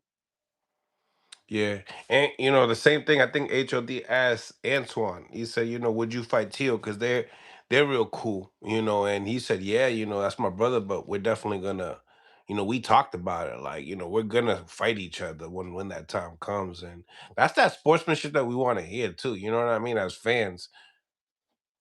Yeah, you gotta. Yeah, you gotta.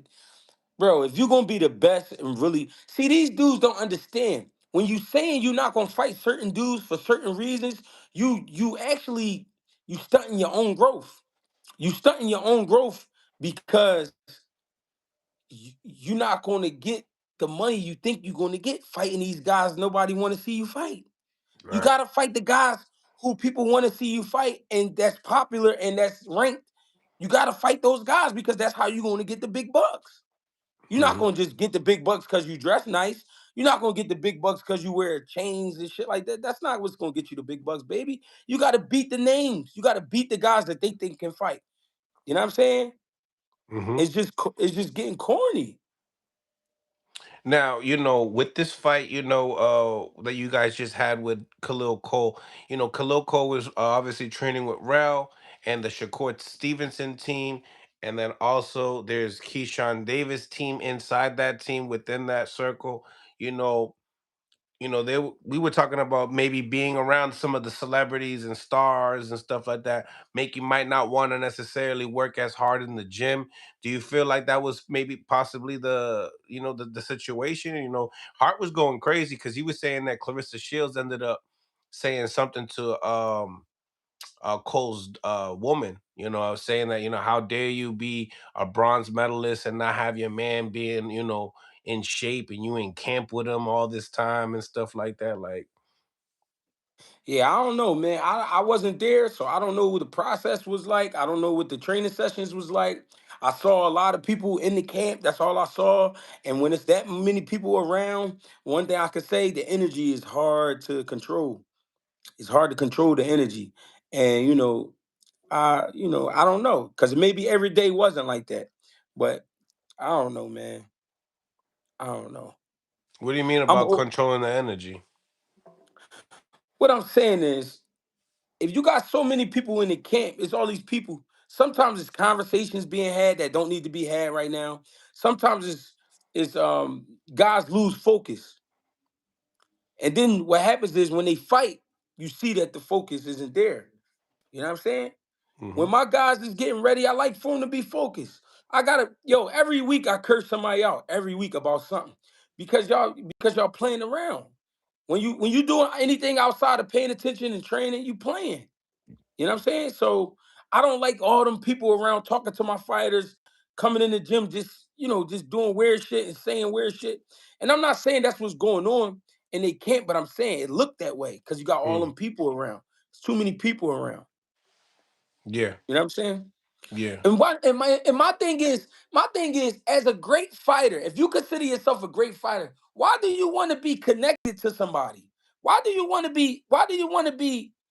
Well, I just don't. I don't know. I don't get it. I just don't get it. No, I hear you because Kobe Bryant, he would tell you that he not in the gym, but he in the gym. He'll wake up in the morning, but he want to shoot 1,000 balls before anybody come into the gym. So he want to be dolo. I get what you're saying. That Yeah, makes you a got to lot of be sense. when you in training camp, man. It got to feel like the army. It got to feel like jail. You got to go hard. You got to be in a dark space, and these dudes don't get it. So then when they fight and they don't get the performance they want, then you hear the excuses. You know what I'm saying? You got to be, man. You got to be all the way tuned in. You know what I mean? Hmm. So it kind of makes you wonder how Keyshawn's gonna perform in this fight with Jermaine Ortiz. Just going into these fights, like we all know. Like I don't know, did you see Shakur? Shakur seemed like he just stayed for Zay's fight and then left or something like that, or but Keyshawn he stayed to the end. I seen Keyshawn. He came when I was watching Khalil Cole get his hands wrapped. Keyshawn came back there, whatever. He had a cameraman with him, and I never seen Shakur. I saw Shakur on camera, but I didn't see him in person. But I saw Keyshawn in person. I mean, I don't know. Maybe Shakur like, all right, I had enough energy. I saw my man win. All right, I'm out. My little cousin. because that's his family. You know what I Mm-hmm. mean? So I saw my little cousin win. All right, I'm out. You know what I'm saying? I Exactly. could Because I watch. got a fight next week. I got to fight next week. I don't want to be up too late. And the energy is crazy. And that's what I mean by energy. It's a lot of energy in the room. Now, Keyshawn is opposite of Shakur. Keyshawn loves the energy. It make him feel good. But it's distracting. It You know what I'm is. saying? It's distracting. Yeah, that's the But difference I, between Shakur. He don't let that. He's not gonna let anything mess up this win whatsoever. yeah, Shakur be because Shakur is sneaky. Shakur real sneaky. So he gonna go see what he gotta see, check out what he gotta check out, and he getting up out of there. You know what I mean? I understand that movement totally. I know how he get, but I understand Keyshawn too. Keyshawn like chaos. He like chaos, but at the same time, it get to the point where it kind of drive him crazy. And he hasn't mastered that just yet where he learned how to control the chaos. He's trying. I'm watching him. He trying to learn, but he just gotta calm down. He'll be all right. No, I hear you on that because it was like obviously a great opportunity to promote your fight in New York. There with all the media there, but nah, I don't think Turkey even care about media obligations like that unless it's with like certain people. Hey Mill, this is the beginning of the year. Everybody know they fighting. Everybody know they fighting. That fight don't need no promotion.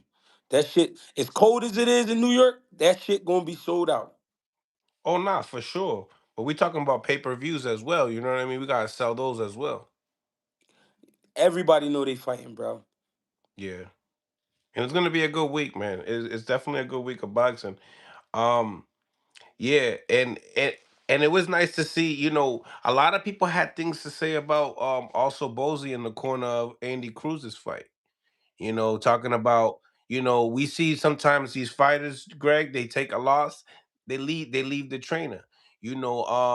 Was talking to Floyd Schofield. He was saying that he wasn't impressed with the game plan and the instructions in the corner. A lot of people on Twitter talking about the instructions in the corner, talking about Yeah, basically that. I mean, what's your thoughts on that?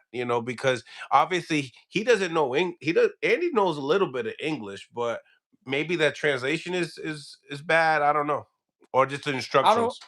I don't know. Again, I only watched a few rounds, and that was live. I was there live, so I couldn't hear what was happening in the corner. Facts. As far as from what I watched, though, Andy Cruz just looked like he got to get comfortable on the inside, fighting inside. He's been a boxer for so long; it's going to be a little bit tough to get him to understand that. You know what I'm saying? Now, as far as people, they love you when you up, they hate you when you down. But in the same time, what about the foot positioning? I mean, it seemed like Mordecai was right in front of Andy the whole time, never not really trying to get on that outside foot at all.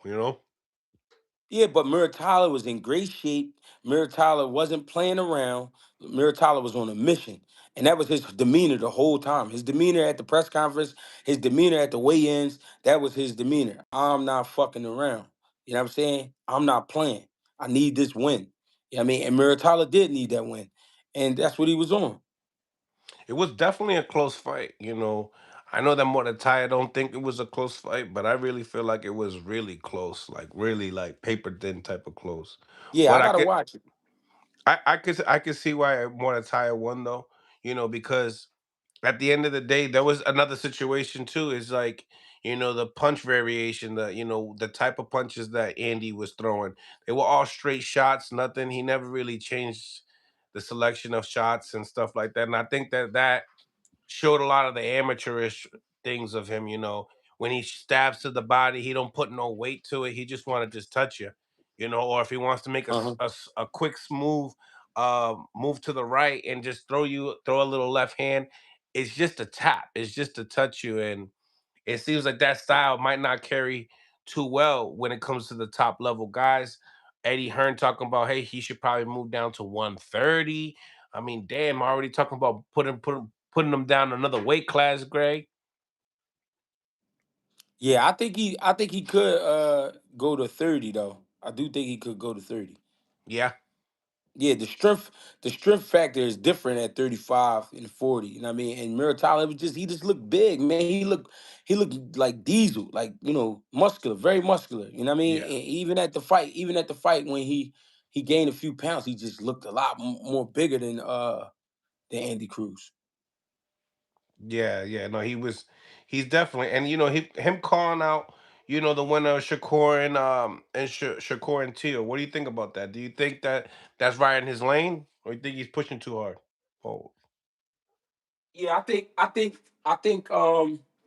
think that's right up his lane. He ready to make his name in the sport. So if you're gonna make your name in the sport, that's what I was just talking about. You gotta fight the guys who's supposed to be the guys. You gotta fight them guys. You know what I'm saying? If you want to be the guy, if you want to make money, you gotta beat the guys that people like, that people think are good fighters, that people respect. And I'm not saying they not. I'm just saying the more you beat those guys, the more people gonna tune into you because they gonna appreciate your dominance. You know what I'm saying?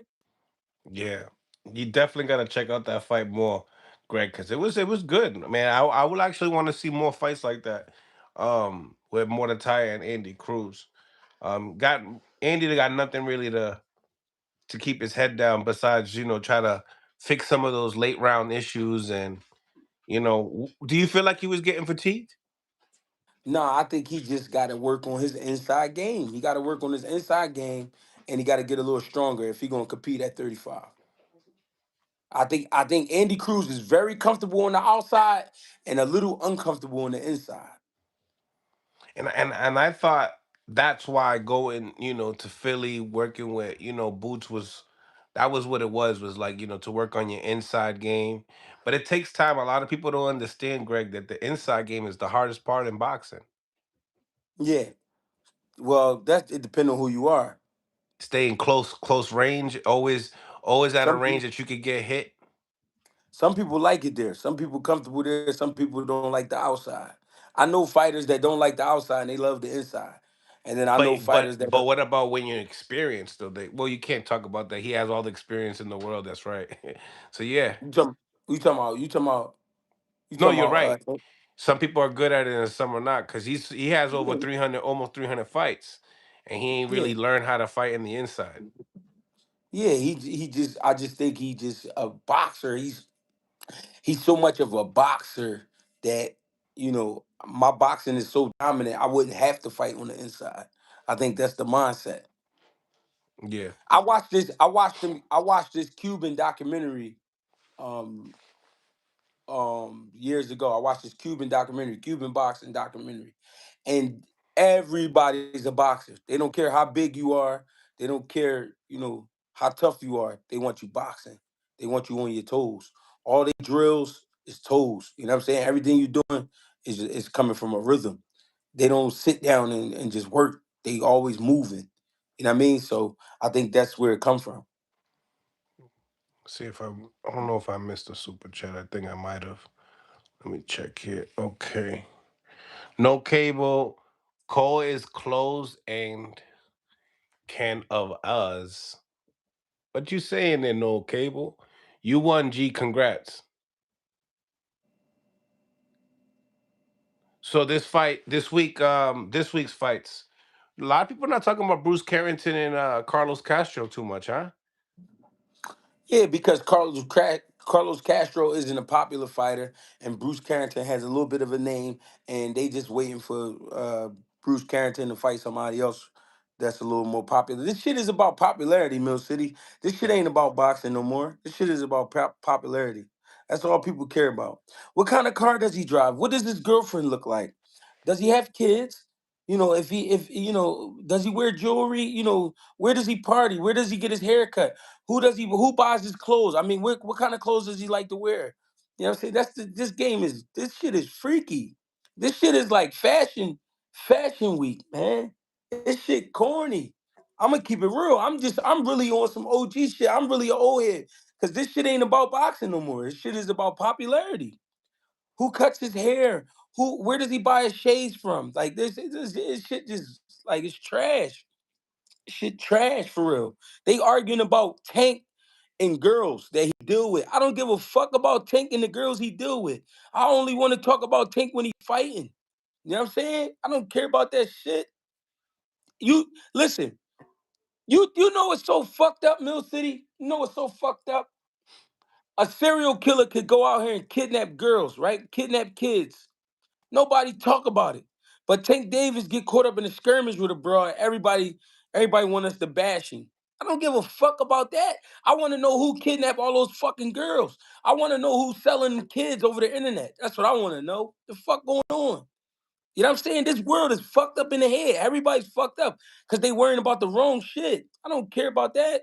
I'm keeping it real. I don't care. You know what I mean? But they want us to care about stupid shit. Yeah, nah, it's true, man. Controversy, man, with this shit is just it's starting to get overwhelming. Um, Yeah, this shit corny. Shit with no substance is not getting no light. Yeah, it should be about the fights and the fights only, man. All that other shit. You know what was crazy? You know Diego Corrales when he fought Floyd Mayweather, you know he had came home from beating up his girl. Nobody was talking about that shit. The commentator said something, but people was like, "Man, look, that's that man business. We watching him and Floyd fight. Nobody In the don't care about that commentary, shit." what the fuck? Yeah, they talking about how he just came home and he fighting a case from hitting his girl. Like, we like, all right, bro, that's crazy. Like, but come on, we watching the boxing. Like, come on. Nobody want to hear about that shit, bro. That's somebody's personal business. And you know what's so crazy? Motherfuckers be on the internet talking about it, but they got skeletons in their closets. You know what I'm Yeah. saying? Super skeletons. You know what I mean? It's a lot of internet dudes on here. I'm talking about they be on here preaching. They done ratted on their friends. It's ones that probably got caught up for rape cases. You know what I'm saying? It's all types of shit on here. If you get to finding out these dudes' real names and looking them up, come on, bro. What the fuck? Come Yeah, on, man. I be hearing shit. You ain't lying. No, we ain't talking about hearing. We talking about facts. We talking about paperwork. Oh yeah, yeah, We, yeah, yeah, yeah. I we mean, talking about real shit. shit Now imagine crazy. if we start talking about them skeletons all the time. Imagine we start bringing them skeletons out. You know what I'm saying? Mm, Y'all want to bash fighters. Y'all want to talk about fighters all day. All right, let's talk about y'all. Let's talk about the cases y'all had. Let's talk about the shit y'all did. You know what I'm saying? for real, for real. Um, Zufa Boxing. What's your thoughts? Their I first think fight it's was this Friday, yeah. I didn't get to watch the card last because we had a Friday. lot. We had a lot going on out here. They But had the weigh-ins and shit. Oh yeah. yeah, I think it's gonna be good for the guys who haven't really built the name for themselves in the sport, but they good fighters. You know what I mean? It's a lot of fighters running around that need the recognition, and I think Zufa is going to be one of those, one of those pathways to building the name. You know what I mean? Because they got it on Paramount, and that's a sturdy app or whatever. They got some good people backing them. You know what I mean? The whole Dana White shit and all that. I'm trying not to focus on that part. I'm just trying to look at the positive where the fighters could, build a name for themselves and get bigger fights. You know what I'm saying? Mm-hmm. Mm-hmm. No, So I if agree, it's man. so if it's Zufa, it's Zufa. If it's the zone, it's the zone. If it's PBC, it's PBC. If it's top rank, it's top rank. Let's just get it popping. Let's get these fights going. Do you feel like I mean you hear the promoters talk, right? You hear Eddie Hearn talking about like, I'm always gonna, value the sanctioning bodies. You got Dana White saying he's not gonna value them, right? But then in the same time, you sign Obataya and his first fight opener is for a unification. Right. Now there's talks of Bam Rodriguez hasn't re-signed with Matchroom yet and might be signing with Zufa. Same thing goes with Usyk. Do you feel like we could see a big change in boxing real soon? Listen, we thought it was gonna be a big change when PBC did what they did. We thought it was gonna be a big change when Golden Boy got with Matchroom and they start working together. Listen, this is just a new promotion company. That's all we seeing. It's nothing new. Boxing is still going to be boxing. The day they start doing crazy, like real crazy shit, the game going to slow all the way down. I mean, it's still boxing. Long as it's still boxing, let's get it. And you wasn't able to see the Callum Walsh fight with Okampa, right? No, I did see a couple clips. Ocampa looked like he punch drunk. I mean, yeah, he's been knocked out a few times. Yeah, but he looked like something was off. Something was off about him. I mean, I mean, did you have high hopes for him? I mean, he was really like a PBC opponent, if anything. I mean, I got high hopes for every fighter. You know what I mean? Because I know how tough this shit is. You know what I mean? I want everybody to make some money. I want everybody to get their recognition, and I want everybody, to be okay, take care of their family. You know what I mean? Yeah. At the end of the day, this shit rough, bro. Mm-hmm. Mm-hmm. It's a rough sport. Yeah, it's gonna be real interesting to see how these sanctioning bodies work with Dana if they end up working together at all. And I like the fact that these guys are smart, man. They're real smart. They're tackling the divisions that are less popular, that don't have a lot of money, and Hmm. taking their superstars and letting everybody know that, yeah, we got high level world class boxing as well. But it might Hmm. be a Bevo. It might be a better, Bevo and better beef type of a fights, guys. Yeah, but that's for sure, man. That's for sure. I definitely wanted to hear your thoughts on Zufa too, because Philly got so many fighters. You know what I mean? And only really like 10% really get broadcasted in the world stage, on TV, on high big network deals and stuff like that. But Right, yeah. And it seems like it's more like a league right. than anything else. That's That's why it's that's what I'm hearing. But yeah, we gotta see how it turn out. We gotta just see how it turn out. You know what I yeah, mean? yeah. That's a fact, man. That's a big fact. Well, man, appreciate your time, G. Man, For hopefully you get sure. home. When you getting home tomorrow? Hopefully, hopefully, man. The This shit snow's crazy. done. This- That's what they. It That's what start they it start saying. coming down. Yeah, that's what we hoping. Yeah. Well, yeah, man. Appreciate you, man. Like All right, always. for sure, Mill City. Stay blessed, brother. All right, get with you guys. Smash the like button. Subscribe to the channel. Make sure you guys go out your way. Subscribe to GHBTV. Gonna be getting my next guest in, Rashidi Ellis. Salute to everybody on the live. Smash the like button. We're gonna get the call-ins as well, so you guys can chop it up and talk your talk. Let me know what your thoughts are on this week's fights and what's coming up in New York City. We do have also more fights, not just the fights in New York, but you got fights in Puerto Rico. You got Josh Kelly fight in Bakram on the same day. So this Saturday is a lot of boxing. A lot of boxing. So stay tuned for that. But we got here with the one and only Rashidi Ellis in the building. What's up, my guy? Chilling, man, just here grinding. Grinding the lot, the work never stops. You on the Wi-Fi, Brody? Shit, I can't even see your face. I can't even see your face. Nah, your connection is off the chain. All right, let me come out and come back in. My boy got the worst connection in the world. Smash the like button, yo. Salute to everybody in the live, man. Shout out. Ask Rashidi about a possible fighting for the vacant WBO Xander's belt. Shit. What you think? What you think, Mel? You think he gonna vacate? Unify and vacate, go to 60? I've been thinking the same thing. I've been telling my mans that. I said, yo, that's a big possibility. I know Boots is trying to go in that direction now. Let's see where Rashidi's at. Okay, a little bit. Mm, Rashidi Ellis. You good? Wait. We better. Do you got better connection in the living room? I don't like Yeah, talking that's to probably you what in it I don't yeah, I don't like talking to you in your bed, bro. That's just kind of nasty work. is. The head Yeah, you pause. got I the you got got you. the ill gothic. Yo, the headboard's gothic as hell. And is that your silver Oh, I WBC didn't even silver notice belt that around the shit. corner? That's nasty work. I'm the champ. I'm the champ. Oh, get out of here.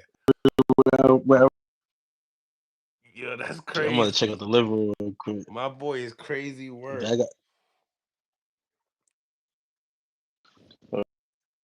Oh man, you got all the kids. See, now that it's getting better. service better.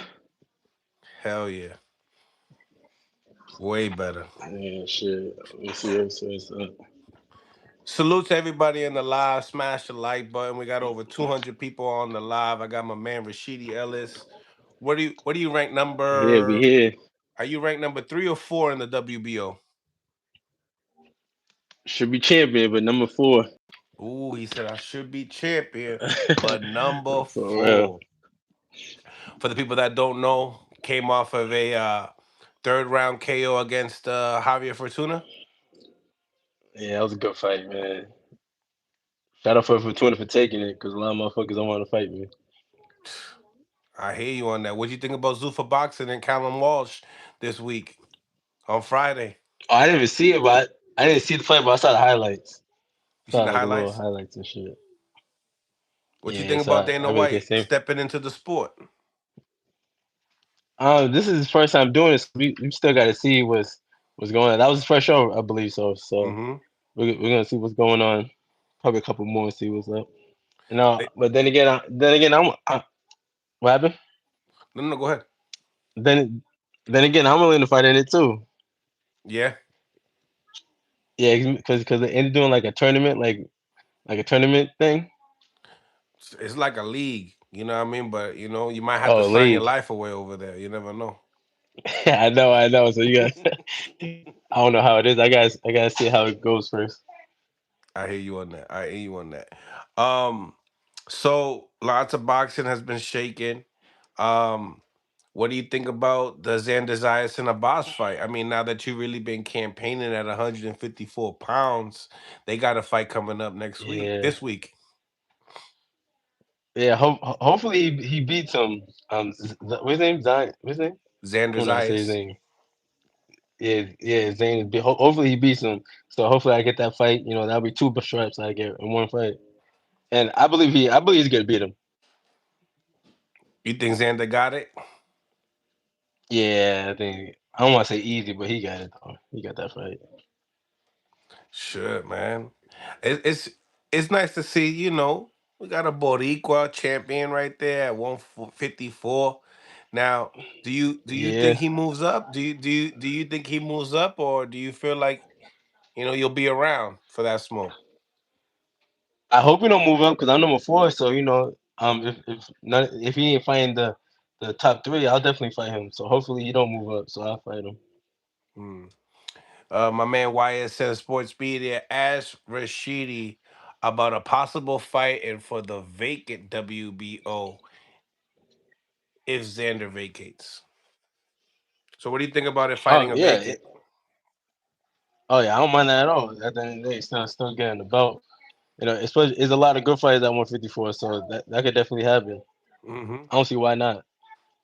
And obviously, Boots has been really adamant of wanting to get that Virgil Ortiz fight. Virgil Ortiz is now dealing with a lawsuit with Oscar De La Hoya, and now Boots is kind of wanting to go to the WBO route, and that was a fight that you guys, obviously we wanted to see at 47. I mean, what do you think? Yeah. Do you Nah. feel like this storyline with you and Boots is just really kind of on a marination class, like a collision clash or something at 54? Yeah. Me and him definitely got to fight. Now we're at 54, and now he wants to shout out the WBO, and hopefully it goes. If it goes vacant, then we both can fight for that. I don't see. Mhm. Once again, I don't see why not. Right, right. Shit. Tell me, how do you feel at 54? I feel real good. I don't really gotta kill myself to make 47. Hmm. I wasn't dying, but shit, it's a lot harder. Those 7 pounds make a big difference. Yeah. Big ass difference. Yeah, for sure. What do you feel like you got at 54 that these guys don't got at 54? Even at 47, my timing, my agility, and speed. Even at 47, it don't matter. It don't matter what weight. Do you look at yourself more in a disadvantage now that the guys are like almost 6 feet tall, five, you know, pretty much almost 6 feet tall, five Me, ten. honestly, I'd rather fight. Yeah, like I'd rather fight somebody taller. But I hate fighting shorter people. I don't hate it, but but I'd rather if I have a choice, I'd rather fight somebody taller than me. I don't know. Do you feel I like don't you know. I do a perform lot better? better.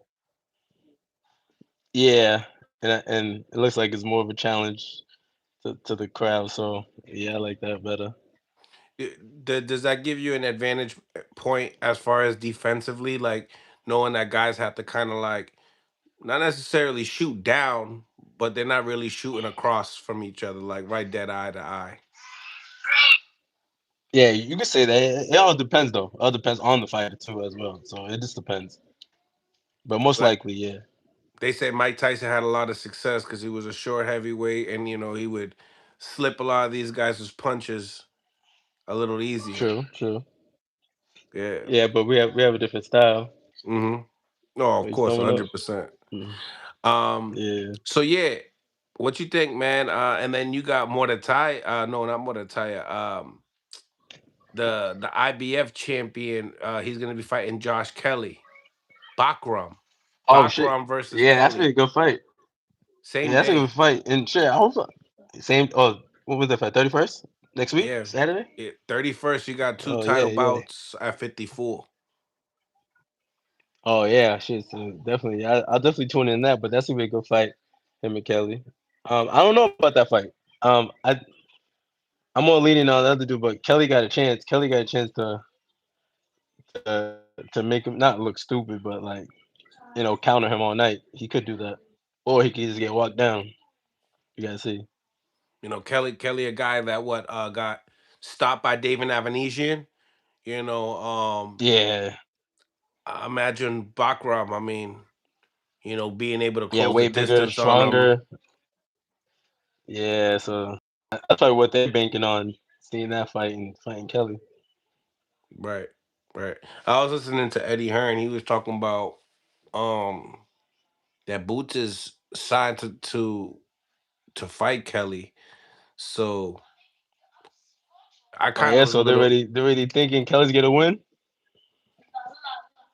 I mean, I don't know. I don't, Mm, maybe they like his style with him. I don't know. Maybe he has better feet. Maybe a little speed. Maybe he has some more speed. But I don't know. I don't know if they're banking off of a decision.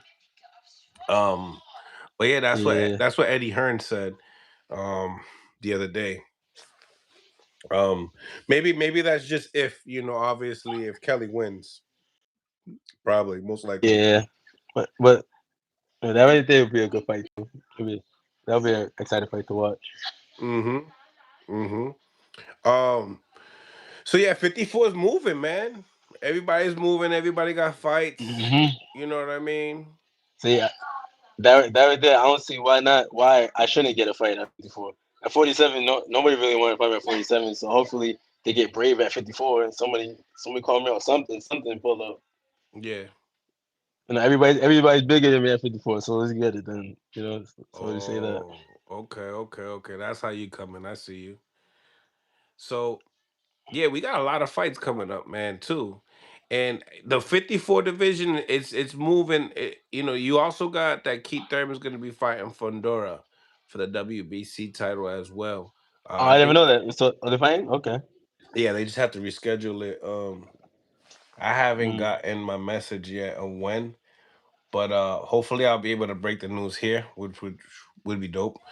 Um, but once again, smash the like button, y'all. Subscribe to the channel. Make sure you guys follow my man Rashidi Ellis on Instagram as well, I'm a man. follow.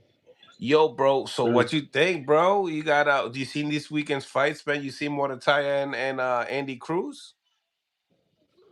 That was a good fight, but I gotta go to the Hart fight, yo. They did my man I dirty, just had bro. Hart. I had Hart and Greg Hackett on And earlier. Hart, Yeah, I had yeah, both of them on. yeah. Yeah, I was pissed because I lost some money. he lost some I money. bet on Hart on the decision. Yeah, the odds was crazy. I was like, shit, why not? Because I knew he was gonna beat him. But yeah, so well, I thought he was gonna beat him because they didn't get the decision. But yeah, they did him dirty. Like, he definitely won that fight. When did you put the wager in? Like, did you know just because of Hart's amateur career? Because I mean, he's around our age. Like, maybe you grew up around him or something like that, or was it the fact that Yeah, Khalil Cole was superly overweight, and that's when you really said, "I'm gonna drop some money on this one." him being overweight was part of it, but I seen Hart since I was a kid too, and plus the team combat league. I seen him all the time. That's I right. see him all the time in the team combat league. He had good boxing skills. And he showed it. Yeah, He gave up some rounds, but I still thought he won. I like by a lot. I still thought he won. yeah. It was a nasty robbery. Yeah, it was crazy, bro. That should be happening a lot now, but it's Yeah, that's how I you gotta know, make sure you but knock motherfuckers out. But it's hard, it look everybody ain't gonna sit there and get knocked out. But it just looks bad for the sport when you got one guy that's not throwing a lot. He's not really doing much, just being there hanging out yeah, type of deal, like just sitting there really, you know what I mean? I was waiting it's, for Cole to turn it up and he never did. I thought he was, especially the last 2 rounds. Like I thought Hart like secure the win with the last 2 rounds because he clearly beat him the last two. So I was like, damn. And scorecards was crazy. What I forgot what it was. But I know the The whole last judge night. did crazy. I was like, The whole yeah, night that this was the crazy, bro. yeah, the whole night. Yeah. What do you think about Cruz and Mortataya?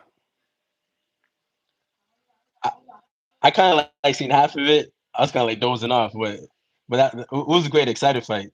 It looked even to me, but like I said, I was dozing off. I was going to sleep and shit, but it looked a little even. It looked even?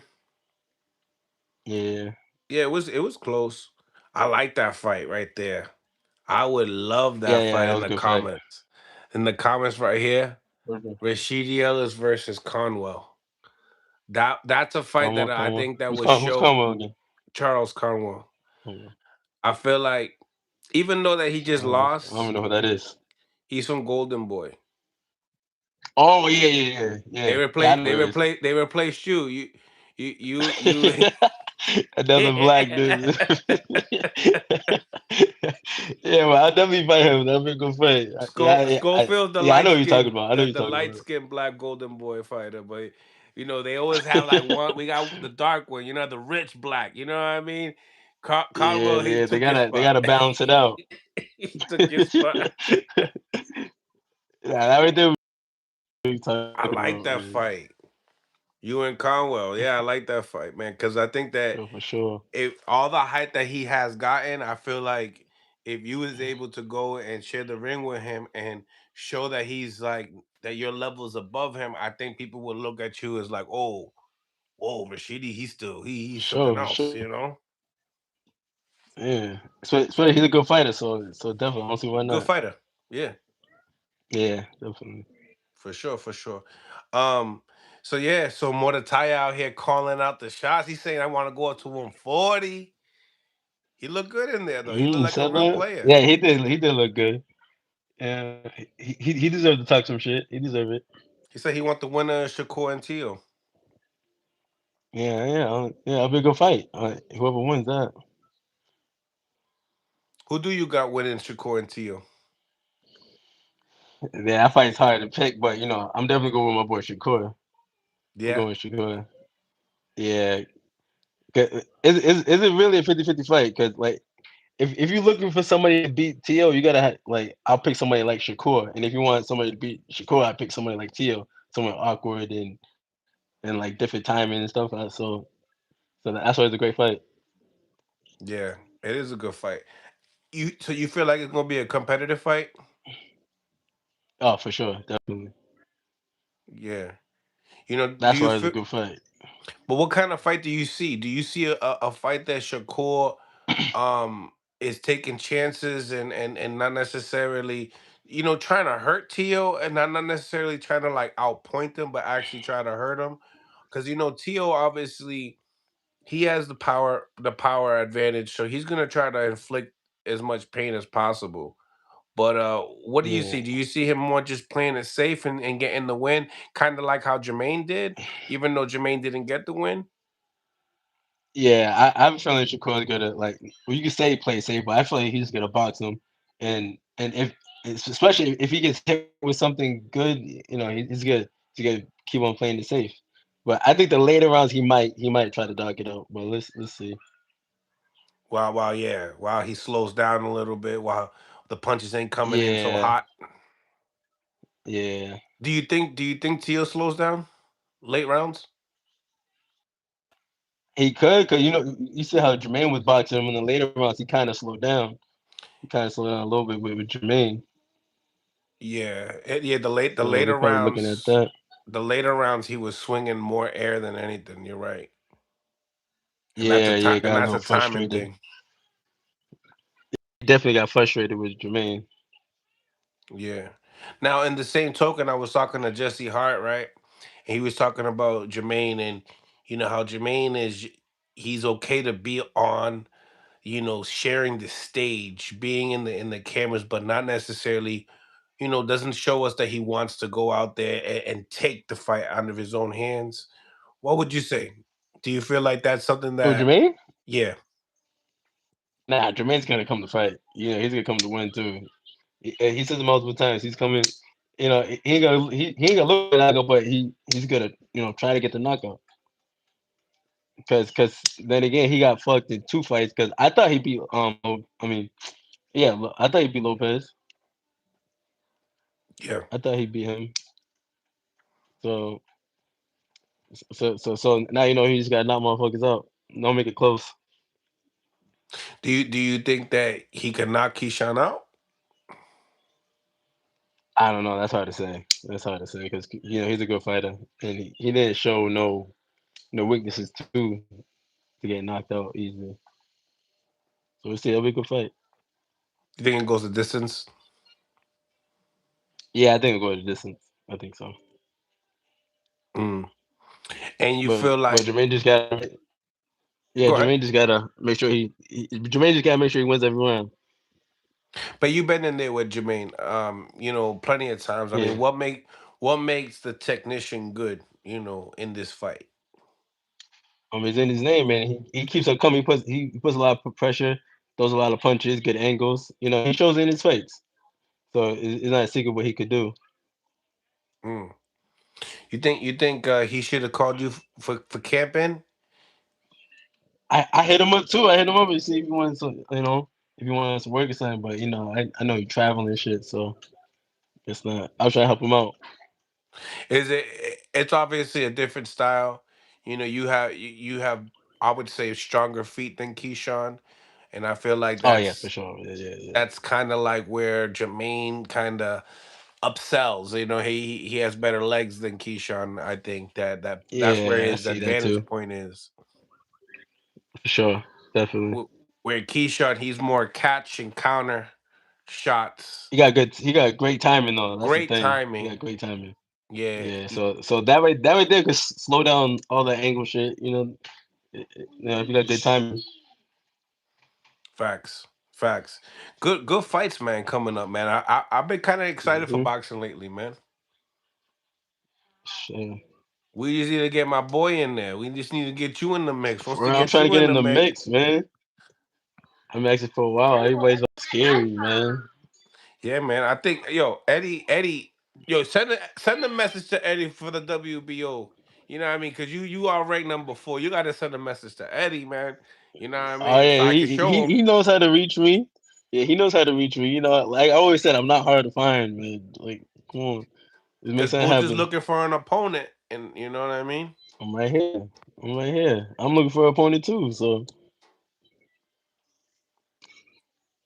Tell me, do you feel like that's probably one of the more underrated fights that could be made at 154? You and oh yeah, for Boots? sure. Yeah, I think me and him was the best fight at 154 right now.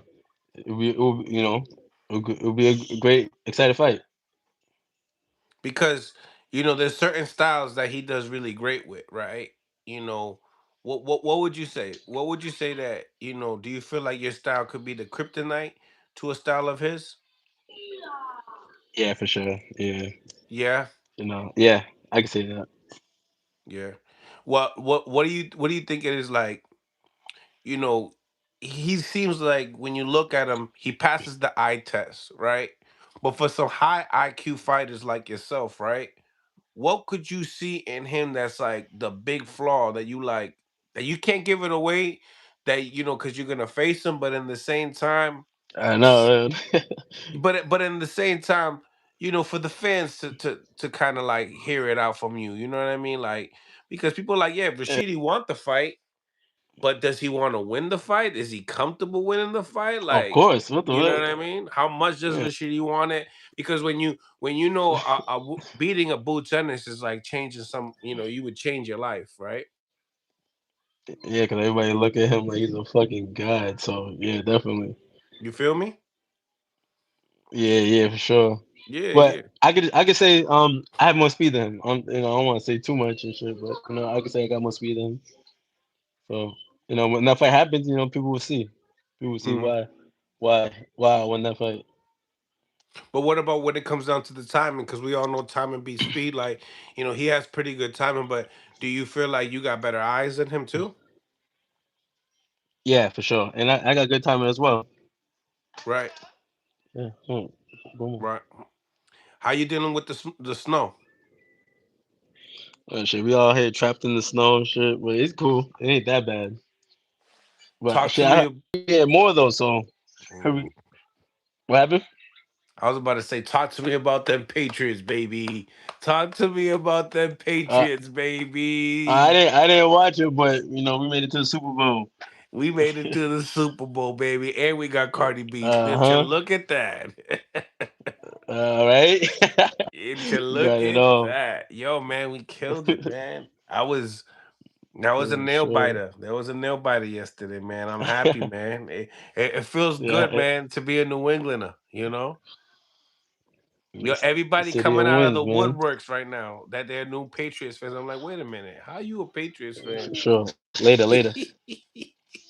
how Mm. how's the family life, Rashidi? Oh, going good. Just chilling with all the kids right now. We all trapped in the house, Yeah. but everybody's freaking sick, so it's even worse. So Oh, yeah, I'm a little sick myself, but I'm yeah. good though. That's nasty, Yeah. man. That's nasty. Shit, man. What would be some advice that you would give some of the amateurs, turning pro? Especially the, Oh, the for the the amateurs? training. Yeah, especially when it comes to training. Like a real training Mm. camp, going into a pro fight.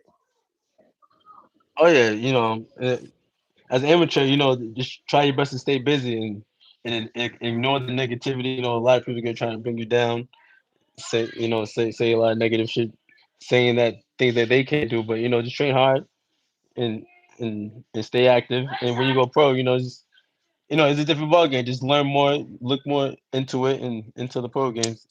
See how it is. Yeah. What would you say the biggest difference in transitioning from going from your fourth round fights to your eighth round fights? Just you gotta learn how to pace yourself, and it is more cardio and just get used to it. Because like we seen that Andy Cruz yesterday, right? A two-time gold medalist. I mean, he was in the second half of the fight. It showed that his style wasn't prevailing. You know, did you see more of an amateur style in him? Yeah, I feel like he could have sat down a little bit more and dig some punches. But I understand that he been in amateurs for a while though, so that's probably what it was.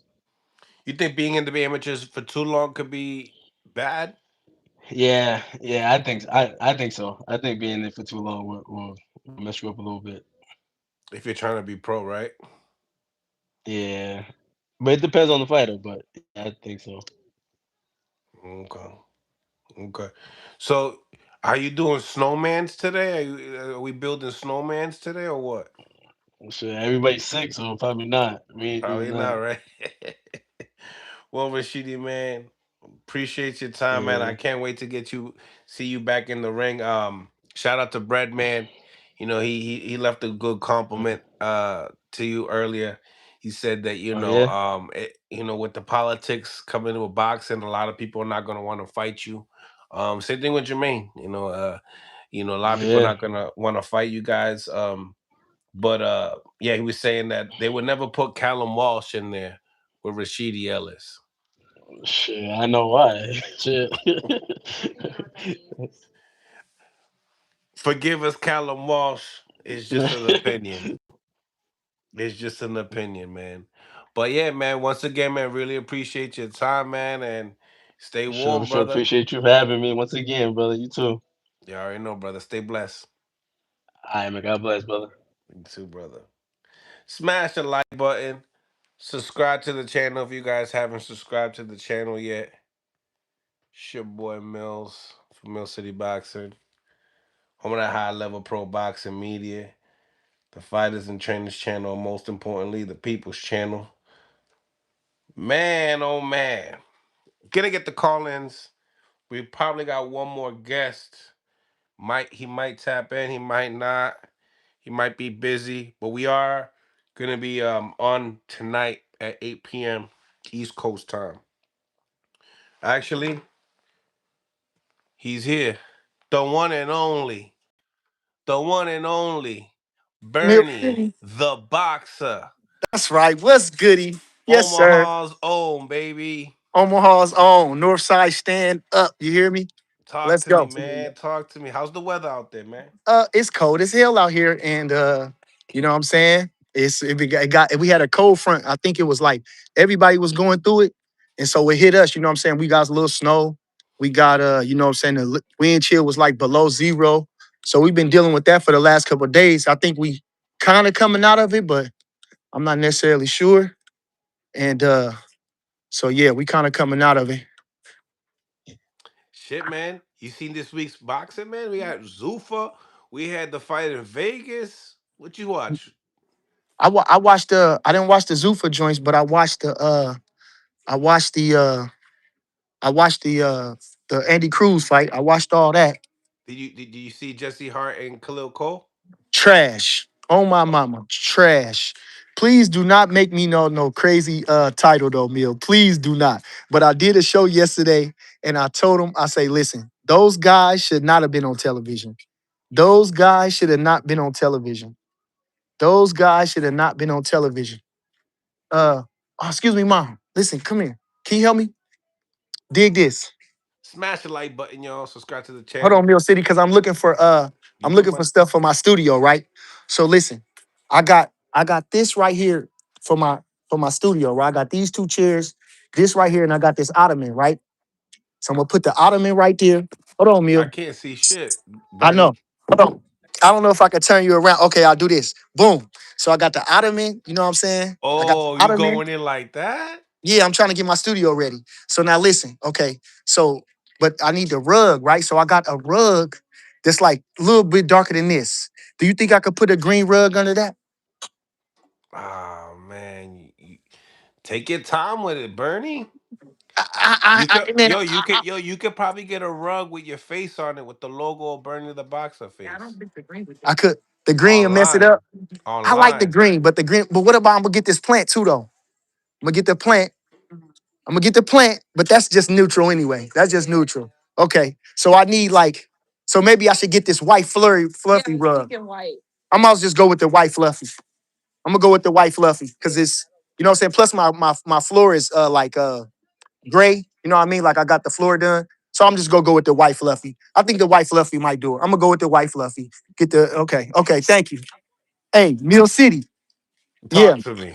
Talk So to me. anyway, you know, I gotta get this thing going. I done hung my pictures on the wall. You know what I'm saying? I hung the pictures on the wall a little bit, and I still want to do that, but I gotta get the layout now. I gotta get the rug. I gotta get my stuff set up, man. Like I say, Take I your don't know if I'm gonna time, be cause able. I like the chairs though. The chairs are The dope. chairs are super comfortable. And so that's all you really need is two chairs, Mill. This shit ain't nothing. I get shit done quick. You know what I'm saying? It don't take me that long. I've been waiting too long, Mill. It been how many years, you know what I'm saying? It been taking too long, you know? So listen, I just need to get a comfortable space. You know what I'm saying? I got the pictures up to give me more, you know what I'm saying, to give me my motivation. You know what I'm saying? I picked this cold table out. I picked this cold table out to be in the middle. So you know what I'm saying? Like to be in the middle of the chairs or behind the chairs, because the ottoman gonna be for like when I have a guest, you know what I'm saying? I could set like a tray down there, you know what I'm saying? Could put their drinks right there, you know what I'm saying? Most of my guests gonna be digital, but I'm really trying to get guys to fly in. Andre Ward, Timothy Bradley, you know what I'm saying? I'm trying to get these guys to actually be in the basement in my shit, you know what I'm saying? Feed them, trying to, you know what I'm saying? I want them to You be gonna be a in good my shit. host. Yes, yes, I want to do that. So I got this table right, so I can line my put some magazines on there, you know what I'm saying, for the look, you know what I'm saying? And if I want to reference something, you know what I'm saying, even though I'm gonna have my, you know what I'm saying, outside of my lives, or sometimes I'm gonna have my like what I want to talk about already discussed, you know what I'm saying? Because you know, I like you said, I have conversation with myself. So you know what I'm saying, I'm gonna have like my stuff already signed up, but I might have like where I need to reference it and just have it kind of like marked or something, so I can just go pick up the magazine, you know what I'm saying, and kind of read what they said, or you know what I'm saying. I don't know, Mill, but I'm excited though, bro. I'm excited. I can feel it. I love the energy, bro. I'm excited, I man. So, love the energy. Yo, can y'all do me a favor though? For real. Follow Bernie the Boxer on YouTube. I could appreciate that. Yo, follow him on YouTube, man. man, Cause I'm trying to get it together. the setup is official tissue. You know what I mean? Yes, Now the yes, ornament with the little flowers and the stuff like that, I don't know. I love the idea, but yeah. take your time. You But got the listen, shit this though. right. You got the shit Okay, right. but listen. Okay, okay, so you think I should just dish the ottoman, just have a brown table in the middle, Yep. and don't do Yep. the ottoman? The Yep. ottoman too girly. It's too pretty. It's You know what I'm way saying? too cute. It's way And too cute. but I Way too like cute. cute. But I like cute. That You're shit's right. You're right. You're right. I'm gonna just you know leave what the I mean? ottoman. But the ottoman go with the table though. They go with the chairs though. Really good. It really don't. It really don't. No, It you didn't really see don't. it. Neil, hold up. You didn't see it. It Hold really on. don't. It really Hold on. don't, bro. Hold on. Hold on. You didn't see it. Hold up. Hold on. I'm about to show you now. I'm gonna leave. The- I gotta head to the gym. Hold you up. put the brown table next to the blue chairs. Ooh, Yeah, and you know then what I listen, hold up mean? though. Hold up. Hold Textures, on. baby, textures. Listen. Hold on. Listen. Hold up. Cause then look, I got the bluish chairs, but listen, dig this. They got the they got They're the like brown joint. jeans. You know what Yeah, I'm they look saying? like You got jeans. the brown underneath. You know what I'm saying? Got the brown, you know what I mean? To match Yep. the brown. But Yep. listen this. Look at the ottoman. The ottoman got the same color, bro. The same bluish green right there. You know what I'm saying? I Come got you. on, man. They I got see the you. you can't they got the It's hard to same see, little, but I see it. it got the same little matching with the I see what. man. Yeah. Okay. Okay, Bernie. The What do I ottoman with know? the ottoman with the, you know what I'm saying? Hold on, Mill. Look at it. Hold on, Mill. Let me see. Let me flip my shit I don't now. know. I You know think what they I'm like it. I think they like it. know what I'm saying? The ottoman with the, you know what I'm saying? Just when I had a guess, you know what I'm saying? Got the ottoman right there. You know what I'm saying? Got the got the, you know what I'm saying? The chair. You know, I can put the little, you know what I'm saying? Put the table down, put the tray there. I got the boxing thing. I got the boxing magazine. Got the table right here, just in case for something. You know what I'm saying? I put the magazines right there in the middle. You know, I just want to give a good visual. You know what I'm saying? And I want them to be comfortable. Which, like I'm saying, I don't know how I'm gonna get a guest in here, but because it costs a lot to get somebody here. But you know, man, and I ain't can't afford to fly them in here. But I'm hoping that I get a couple good guys in here. Even if then I want to get Saul on here, I'm gonna get Saul on here, and we gonna Yeah. talk real good. Saul, You know what I'm saying? Get Bud in Bomac, there. Yeah, Bud. You already did Red. Bud. You do Bud You know, again. you know what I'm saying? Yeah, Red. yeah, That's four you know, guests right there. yeah, yeah. Locally. And Saul is gonna really be really good because he got really good stories. Yeah. Saul got really good stories. When you hear him, you know, tell his story, he got really good stories. So, uh, yeah, man, yeah, okay. So I'm gonna come back and grab that, but I think I'm gonna get the white rug because that's what I think the white rug is. I'm gonna go with the white rug.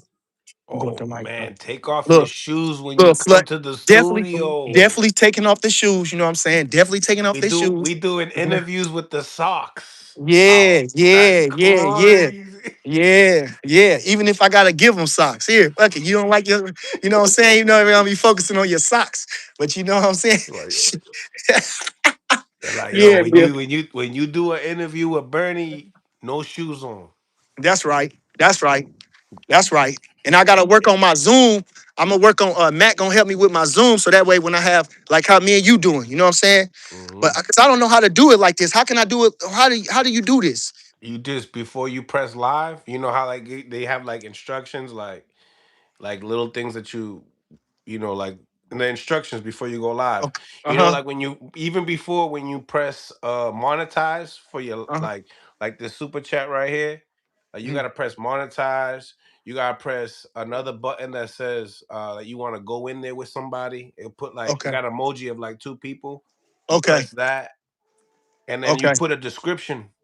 You could also put a description of what you're going to be talking about on the live as well. Okay. So Okay. yeah, you just go through that before you press live. Nice. Be Because be but when patient, Bernie. Before you cook, before you yeah, cook, just do all yeah, that first, and then yeah, yeah, yeah, yeah. Nice. because if you don't do that, then you won't be able to add nobody in. Right. Right. I think this is gonna be really cute. Though. I'm gonna get this rug. So this the rug I'm gonna get. I was. I My had it. boy Bernie said, I "I had think this this. is Oh, I gonna got be fashion sense. cute." I got fashion sense. Yeah, I Let's got fashion go, sense. Bernie. Hey, then I was gonna I liked this green one, but it didn't match. A girl, baby girl told me it didn't match. So I'm gonna go with the fluffy white one. You know you can't go wrong with fluffy white. Fluffy cream coconut. Actually, it's called The Moroccan or something. coconut. He's You like know what I'm saying? coconut. Moroccan, you know what I mean? Moroccan. Yeah, Wow. My yeah, boy is exotic right now. yeah, yeah, Milk. Okay. Excuse me. Yeah. Oh, Okay. this So is funny as hell. I'm trying to get my space together, man. They So I said said, they said weekends at Bernie's. exactly. And I just watched that. And I just watched Weekend at Bernie's for real. True story. I just watched that. Classic. Straight classic, bro. I'm Yeah. gonna get into some of these super chats and then we'll get into some of my questions. All right, bet. Freddie, thank you for the two-piece meal. You like Rohan versus Rashidi next? What do you think? Rashidi Ellis, Rohan Polanco. Uh, good fight. You know what I'm saying? Polanco still need a little. Can you help me? It's cool. Polanco still, you know what I'm saying? He's still trying to find himself. Rashidi trying to find his way back. You know, he had that easy fight against the kid, the small kid. What's his name? Fortuna. You know, he's coming back from that last minute knockout loss to or stopped. I don't know if he got stopped, He but he got stopped him in the dropped. third round. No. Did he get stopped by the other kid that No, Boots no, he jumped went on? the distance with He went a distance, but it was a tough fight. Like he got dropped. So Roman um Villa, yeah. yeah. So no, I think, you know what I'm saying, two welterweight contenders still trying to, you know what I'm saying? Polanco has a following, you know, Rashidi Ellis and done his thing. So it's a good fight trying to move themselves forward. Not a bad fight. Slay World, thank you for the 5 piece. Boots killed the killer that killed you, and you still want to fight him? Respect. So yeah, Rome. Boots stopped Villa, I think in New Jersey, and yeah, they're saying, hey, respect to Rashidi. Still want. So basically, Rashidi moved up to 54. He's not a welterweight no more, and I, now he's ranked number 4 in the WBO as well. I thought Polanco was at 47. He is. He is. We're just answering the super chats. That's all. But So is they fighting at 47 or is they fighting at 54? who? No, they're not fighting right now. Rashidi is ranked number 4. If Boots wants to go to that direction, he should fight Rashidi Ellis if there's an opportunity. Oh, that'd be a good fight to keep him in busy. That'd be a good busy fight. But listen, is what's his name fighting? Ain't you said Polanco and Rashidi Ellis fighting, right? No, no, that was a super chat. Oh, That was a super chat. They asked us what do we think about the oh, matchup. okay. Oh, okay.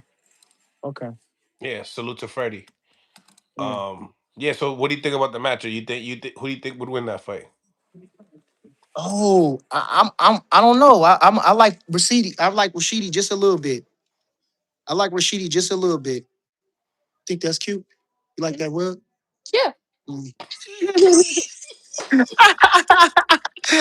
I ask the women all the time. I ask them what they think, man. They know I ask them, best. man. You know what I'm saying? They know I ain't afraid to best. speak my mind. Yeah. But so no, I think this would be a good fight. You know, I wouldn't knock that at all. That's a good fight. Thank you, dear. Yeah, have a good one. Oh, you too. Yeah, I think that's a good fight. Bernie got the rug for the pod. Mhm. You know, Ready my to room, even, go. and like I said, even if I don't have no guests, you know what I'm saying, which I am gonna have a guest, but you know, I just wanted to be my own little zen because now I'll be going in the living room. You know what I'm saying? I'll be going little in my room. I used to go in my room, but you know, I didn't my baby gave me that space, so I'm making it a boxing space. You hear me? Even if I just want to come chill in there, you know what I'm saying? Hmm. Yeah. Yeah. That's what it's all about. That's But what it's it's about all this about. boxing shit. I'm getting this with this boxing. I'm keep dropping these jewels with this boxing. You hear me? I'm all about the boxing. Let's go. That's what it's all about. So let's get into it. Um, so yeah, you talked a little bit about Jesse Hart and Khalil Cole, just a little Yes. bit.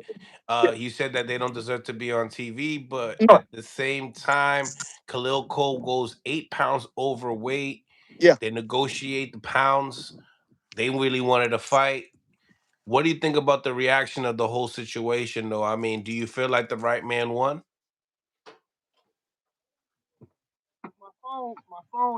My phone is attaching to my phone is going to my To your hold car on, Bluetooth. hold on. My phone is going to my car. Yep. Hold up. Smash the like button, y'all. I'm not playing with you. Hit the like button. It's We gotta free, get it baby. the way we can, you heard me? Any way we can.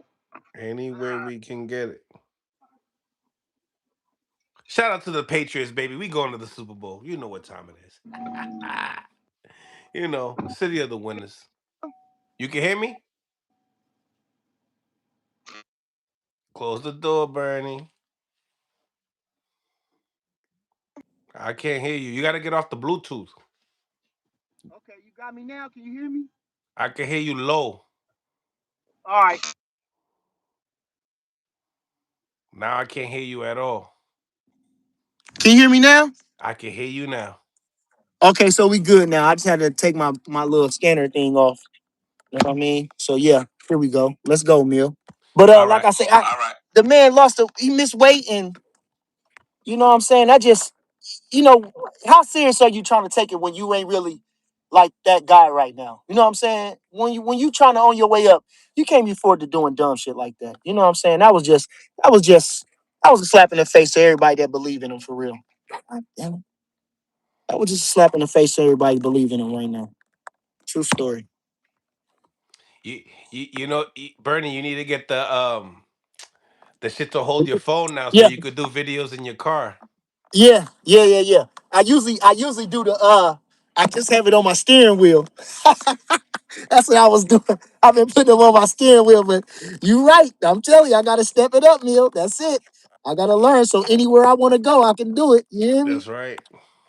That's Yeah. right. So, did the right man win?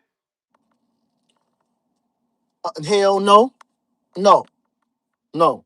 I thought Hart won that. I thought Hart won that fight in an ugly because the fight was ugly. They both looked it terrible, and I don't want to bash no guy, but I'm thinking, okay, Jesse Hart, he lost me when he quit on against Joe Smith. He didn't show no guts in that fight. You know what I'm saying? Especially being from Philly and all that. He didn't show no guts in that fight. And so he kind of lost me with that. And like I say, I think he getting more opportunities based off where he from. And you know what I'm saying, and who his father was. But other than that, no. I didn't see it. I think it's a lot more talented fighters that could have been on that card other than those guys right there. True story. I What gave do you, them the 8 count. I gave them the 8 count yesterday. That was my on my show. I gave them a standing 8 count. They were terrible. Shit. he gave him a standing 8 count on the show. So, Yes. um, what do you think is the problem with Khalil Cole? I mean, he looked like a little gun shy. Man, I never seen them fight, but that's my first time. And they say first impressions everything, man. He didn't impress me at all. I don't even understand what the hype was about. I Mm. didn't even understand what the hype was about. And how many fights did he have, Neil, for real? What was that? 12? Man, he ain't got man. Yeah, so I don't know what's all the hype about. I don't know what he did, how he performed at this one time where everybody thought he was somebody, but I heard his name before, but I'm not impressed. Not one bit. I'm not impressed. And even if he was overweight, like I said, James Tony was overweight, but you see how skillful he was, even overweight, even out of shape. Come on now. Nah, he not it. He's not it. And Jesse Hart, he's not it neither. They need to go ahead and pack it up. At least don't put them boys on television. It's some more deserving fellas that deserve to be on television. Yeah, I was actually talking to Jesse Hart today, and he was having conversations with his daughter, and he's thinking about maybe possibly hanging him up. That time he don't want to be punch drunk by the time this is all over. Yeah, yeah. I don't think he was taking too much punishment, like I say, but he tall and rangy, and I think he could put some 1-2s together, and maybe put a hook on it a little bit. But I think he could use his jab better with his range. He could have used his jab a little better, and he was falling in the same spot, getting hit. So it's just really going to the drawing board, I think, and getting out of your comfort zone and adapting new tactics. That's what I think it is. But what I'm saying, he tall, rangy. He been in with some good guys, and it's just about going. It's about, can a leopard change his spots, or a tiger change his stripes a little bit. To be better, you got to do things different. Ain't that what they say? You can't be doing the same thing, asking for the same results. So you just got to be a little different, and work smarter, not harder. And I think he could have did his due diligence on that, because I think a good jab would have put that fella all in kind of knots. You know, but a jab, it takes a lot of concentration to use that jab. A lot of people don't want to concentrate, in my Mm, opinion. mm. Yeah. Yeah, I was talking to him about that. I was like, what are the things you think you could have did better? Because I felt like definitely falling in with the right hand, and kind of it was just, that's the reason why you had the problems. I felt like, that you Yes, had. a lot of holding, a lot of just sloppy. It was just a sloppy fight. It was just a sloppy fight. Yeah. Right. Getting into the main event, Morataya beats Andy Cruz. What's your Hold reaction? on, you ain't talk about the bronze medalist needs some help too. Okay. He was too tall. He was standing too tall. He was rushing his punches. He got the man hurt. He didn't show no poise. You Amari know, Jones. Maury Jones, yes. And I don't want to. I listen. He's an Olympian now. Now, okay, he's a bronze medalist, so he made it to the final heats of the tournament. Mhm. He's been fighting international competition. This wasn't like his first international competition going in with the Olympics, and so excuse me, we should hire him to a higher standard. And he was too tall, and yes, he was standing too tall. I didn't like his stance. Yes, his performance wasn't that good. He didn't look like a blue chip prospect, or any of that nature. So he got the win, which was important. But I definitely, what I'm saying, I think he could have lowered his stance a little bit. He could have widened his stance, maybe lowered his level a little bit, and used his jab a little bit more. That guy was coming, and that guy was winging the right hand. You know what I'm saying? He was a shorter guy, undefeated guy too. But you see his resilience too. He got dropped and he came back. He lasted the distance. But yeah, so I wasn't really truly impressed with Jones. I wasn't impressed with Jones. Madrimov, I wanted to say this. Forgot about that. Yeah, Yeah, shoot. Madrimov on there, which was shocked me. I was surprised to see Madrimov on there, but I was glad, to see him. I like Madrimov. Um, the commentators kept saying about how he looked when he was sick. I didn't watch the performance with Virgil Ortiz, so I don't know what they was talking about, but they kept saying he was sick, and he doesn't look as explosive as he was at first before he fought Bud, and and even with Bud, he had some quick little counters, and but he don't seem as explosive since then. But Crawford will do that to you. He was busted up messing around with Crawford too. So I ain't gonna, what I'm saying, we can't put no can't understate what Crawford did to him. He didn't knock him out, but he busted him up for sure.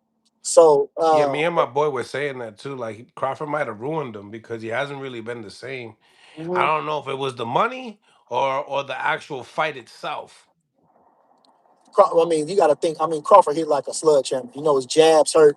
I mean, and he busted him up. Crawford, he had that one little slight on his eye, but that was it. I mean, this guy had to wear glasses, man. This guy No, was I know. all I busted interviewed him after the fight. up. This guy was busted up, man. So, I mean, not to tell him how other punches Crawford went to the body on him. You know what I'm saying, man? Ain't no other telling. But the one thing that stood out to me about that fight, besides it really wasn't an entertaining fight, um, was the fact that they kept going on about the other guy getting stopped by what's the kid's name? Kevin Johnson. So they were talking about that, but I had to realize, you know, that guy that was at 140 pounds. What did he do to make 140? You know what I'm saying? He probably didn't have nothing left when he was at that weight. So now he's at a happier, healthier weight. It's gonna be easier to absorb them punches. But the commentators didn't. they wouldn't even consider that. They just kept saying how he got knocked out by him, and Madrimov is really not hurting him or anything like that. But they didn't understand. Like I said, the guy had coming. That was almost 20 pounds he gained by fighting Madrimov. So just something to food for thought. And then Zay looked it really good. Zay looked it really good. Kicked the night off. Looked really good. I feel like he could have stepped to him a little bit more.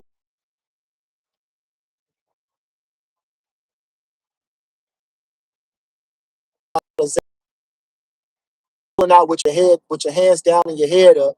That's the only thing I would say. I would have him to slip. You know what I'm saying? Slip, and if he gonna step out, slip instead of just going in a straight line. Weaving his head out. I will ask him to do that or roll out. Or lower his stance on the way out and have his hands up. But other than that, real good performance. I like the way he throws that left hand. He does multiple things with that left hand. He loops it, comes under, he throws it Turns it straight. into an I'm uppercut. saying? Yeah. Yeah, yeah, he did a lot of good things in there. So, and he goes to the body with that right hook. I love that. So that's one of the beautiful things I love is that he used that right hook. You know what I mean? So shout out to Zay. And yeah, that was it. Now we going with the Andy Cruz. So, man, like I said, Andy Cruz, okay, I know he was the favorite, being he was the gold medalist and everything, but you gotta take into account experience. Those are amateur experiences. He's going 12 rounds for the first time. I don't know if he went 10 rounds for sure before, if any of his other fights. And he's Well, fighting, Andy started with 10, right? Didn't he? but did he go 10? No. Did he knock him out before 10? So he didn't do a 10 rounder. And also, Raymond Mortaya has already been in with probably the better competition. I'm certain the better competition. He has plenty of more fights, probably triple his fights. And again, he's been there with guys like slick guys like Tevin Farmer. You know what I'm saying? So he wasn't nothing new to going there with a slick Yeah, guy. yeah. He So went twice. He went 10 with Burgos. He went 10 in his opener, and then he went 10 on his third fight, and then he went 10 like 4 times. okay, Andy Cruz did. Yeah. Okay, He so he don't do went too much 10. stopping. He don't stop too many people. Okay, okay. But also, like I say, it's the level of competition too. He got the rounds in, but the level of competition. And like I say, Moritaya had better competition. He already had been there with a cagey slick fighter like Tevin Farmer. And so he had that experience. Um, and he's under good tutelage. He's been working with Robert Garcia a longer time than the kid has been working with Bozy. This kid only had 6 fights.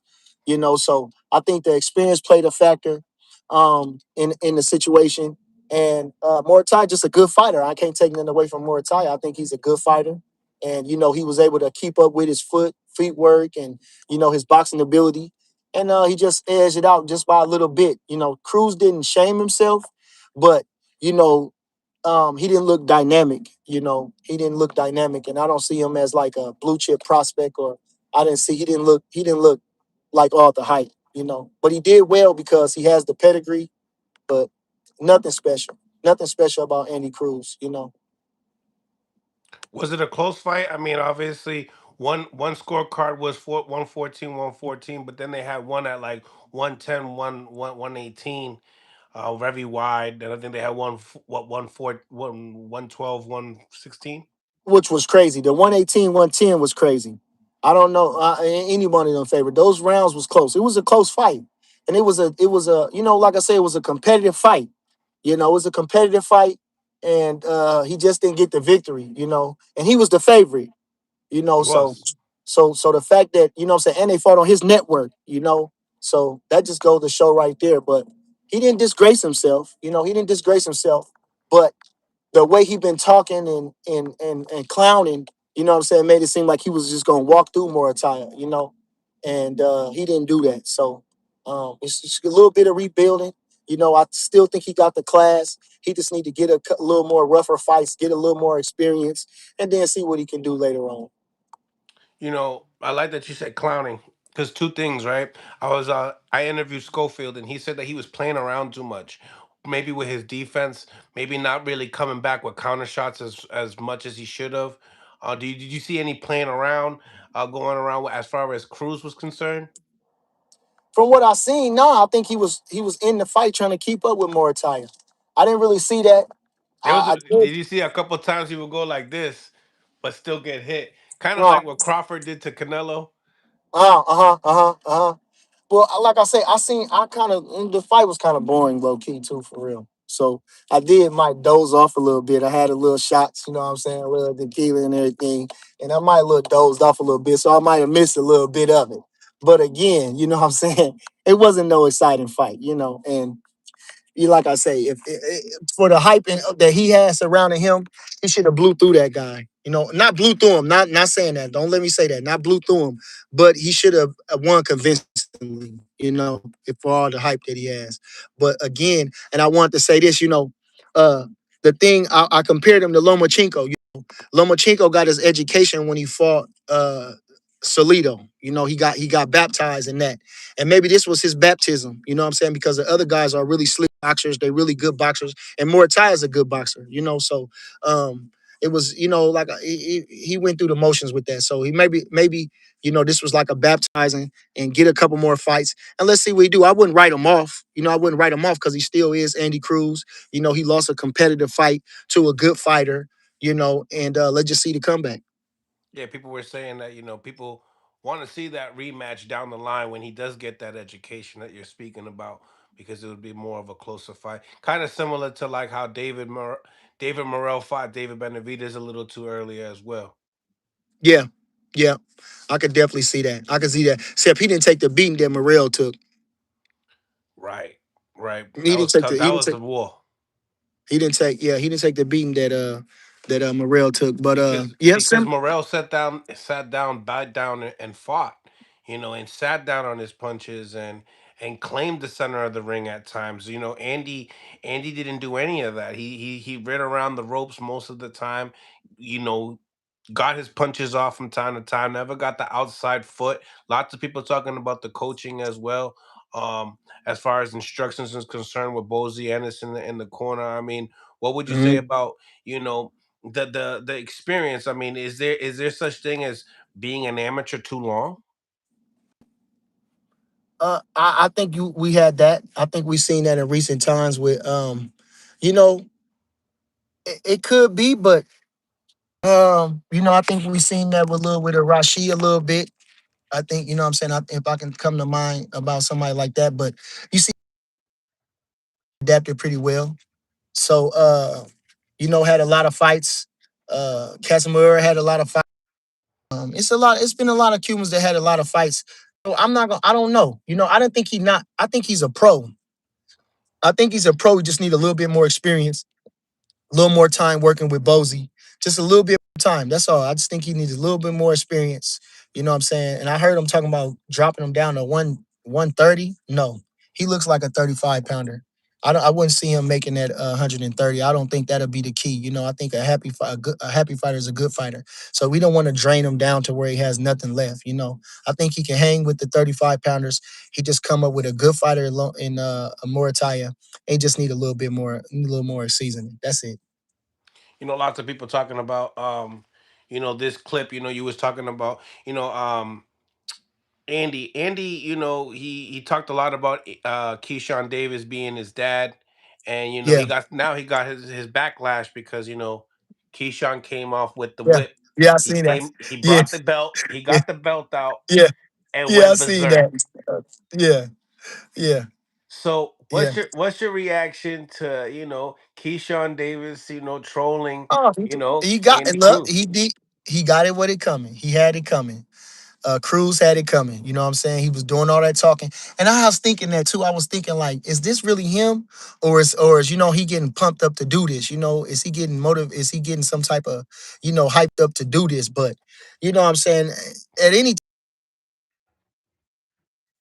like that. You know what I'm saying? So I feel like we gotta, as fighters, we should show a certain level of respect. You know what I'm saying? And the fact that he got the victories, the fact that he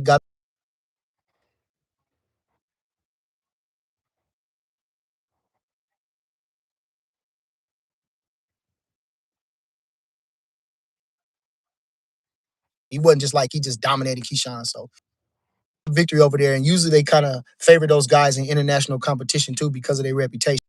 So, yeah, it is what it is, But he deserved it because he kept talking so much. He kept doing too much. And I think, you know what I'm saying? Hey, what's good for the goose is good for the gander. You know, Keyshawn is a world champion and you are not. You know what I'm saying? So, ha, ha, ha.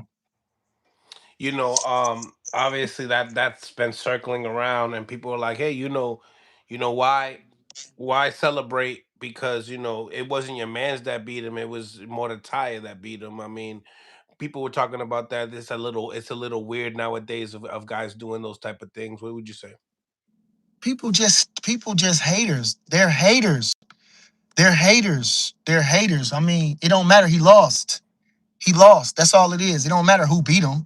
He lost. That's all that matters. He lost. It don't gotta be Shakur or nobody that beat him. He lost. It don't matter. You know what I'm saying?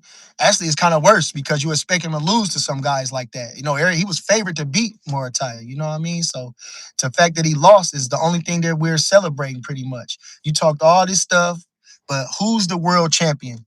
Who's the bigger star? Who's the bigger attraction? Keyshawn Davis is. So, shit was good for the goose, was good for the gander. What you put out there is gonna come back, and it came back. So all this lame ass shit, you know what I'm saying? Keyshawn got a lot of haters. He had a lot of haters before the incident. You know what I'm saying? And he's getting a lot more anyway, just on the strength of the way he carry himself, But in the ring, he's looked spectacular. He's overcome the odds with the limos, spectacular performance with limos. He did Baranchek, who was coming off his biggest win, stopped him in a couple of rounds with a beautiful body shot. He's had tremendous performances against Mundueno, and he's always in the media doing something in the camera. And so I don't know. I don't think he's over the top. I think Keyshawn is entertaining. So he got a lot of charisma. So I don't understand why people hate on him so much, Um, you know, uh, the things that he went through or things that he did, of course you're gonna face some backlash about it, but still gotta never undertake what somebody's going through no matter what. I don't know if he necessarily, nobody wanted that situation that happened. Nobody really want to go that way. You know what I'm saying? But things happen. So we're on to the next now, So he's fighting a good guy in Jermaine Ortiz. You know what I'm saying? He's back working. He's happy and excited. Let's go. Let's just see what the boxing brings. It's not like he just shitted on everybody for real for it was just a fiasco anyway because everybody wanted to see the fight. They spent their money to go see the fight, the flights and everything was all everybody was excited, and it didn't go down like that. You know what I'm saying? So people are upset about that situation, but it is what it is, man. So what's on to the next now? That shit over with. You know what I'm saying? We got to charge it to the game and go ahead. And that's another thing too. Like I'm trying to learn to say is that if you don't have nothing good to say, then don't say nothing at all. Let's just practice that one time. And then after the fight, Raymond Morataya said he wants the winner of Shakur Stevenson and Teofimo Lopez. I mean, they were already talking about him moving up to 140 pounds anyways, but I mean, what do you think? What do you think about the call out and possibly that fight possibly happen? Maybe Shakur answers the call. Maybe Teo does. Who knows? Yeah. I mean, they good fights. The kid, I'm respecting him for wanting to have the good fights, I'm respecting him for wanting to have the good fights. He is the champion now. He was upgraded to the champion, but I feel like this was like really the fight for the title. He beat Andy Cruz, a two-time gold medalist, in his first world championship attempt because he was upgraded to the championship. This time the title was actually on the line and he won the title. So he can sleep good at night. Shout out to Robert Garcia. I'm happy for those guys, because of all the backlash you faced by being upgraded to champion and all the ridicule or the doubt that was going into this fight. He the man now. So shout out to them. I'm happy for him. Going forward against Shakur Stevenson, not a bad fight. He's already been there with a slick fighter. He is a world champion. And why not go get the money while you got it, while you got the chance. Right, right. And in the same time, I was thinking, why don't you just exercise the mandatory to go fight Richardson Hitchens? You got the IBF. We haven't been talking about that. Like, That's good too. But Shakur got a bigger reputation. You for know what I'm sure, you're saying? gonna want to get the bigger So money. So exactly, and the bigger spotlight, and the bigger spotlight. But to Lord just willing, let's just say, uh, the winner of this fight, then that'll be a good move for him to fight maybe Richard Hitchens. So that way it'll be a unification. You know, Even bigger. so that way he's in position already instead of going up as a challenger. Lord, if he came through with Richard Hitson and was the winner, he'll have a bargaining chip. He have a And it was actually refreshing to hear Richardson Hitchens, say that he would fight Shakur Stevenson in his latest interview. I forget where it was, who did. I think it was Ak and Barack. oh Um, wow, he sat down with them. wow, He said they had a conversation. They were uh-huh. sitting in the car, and they said, "I know you ain't gonna fight Keyshawn because of your relationship, but me and Yeah, you got to fight because I got to eat." You know what I mean? And I don't know. I'm gonna whoop your ass. That competitive stuff. But yeah, yeah, yeah. good stuff to hear. There you go. You know what I'm saying? We've seen where it was the friends, which was Zab and what I'm saying, Floyd Mayweather, they fought. These guys are really good friends. And again, I think him and they have a great bond, but not with like Keyshawn. Him and Keyshawn actually lived together. You know what I'm saying? They actually was in the trenches together in a deeper way than him and Richard Hitchenson's. So I think they grew up together a little bit too, spent a lot of time together. But what I'm saying, they have a mutual respect for each other. But again, if you're in the way, you're in the way. So we have to fight. Larry Holmes. He gave Muhammad Ali. They fought, even though he was, brung him up in training camp. Ken Norton, you know what I'm saying? They was friends. Joe Louis knocked out John Henry Lewis, who was the light heavyweight champion and was going blind, and gave him a shot at the title to make some big money. Knocked him out in one round. They was friends. So, yeah, it's certain friends that can fight, and it's certain things that where they're more like brothers and family, and where they shouldn't fight. So. I think that's a good thing, and I think I'll be intriguing fighting. I would love to see it. High level stuff.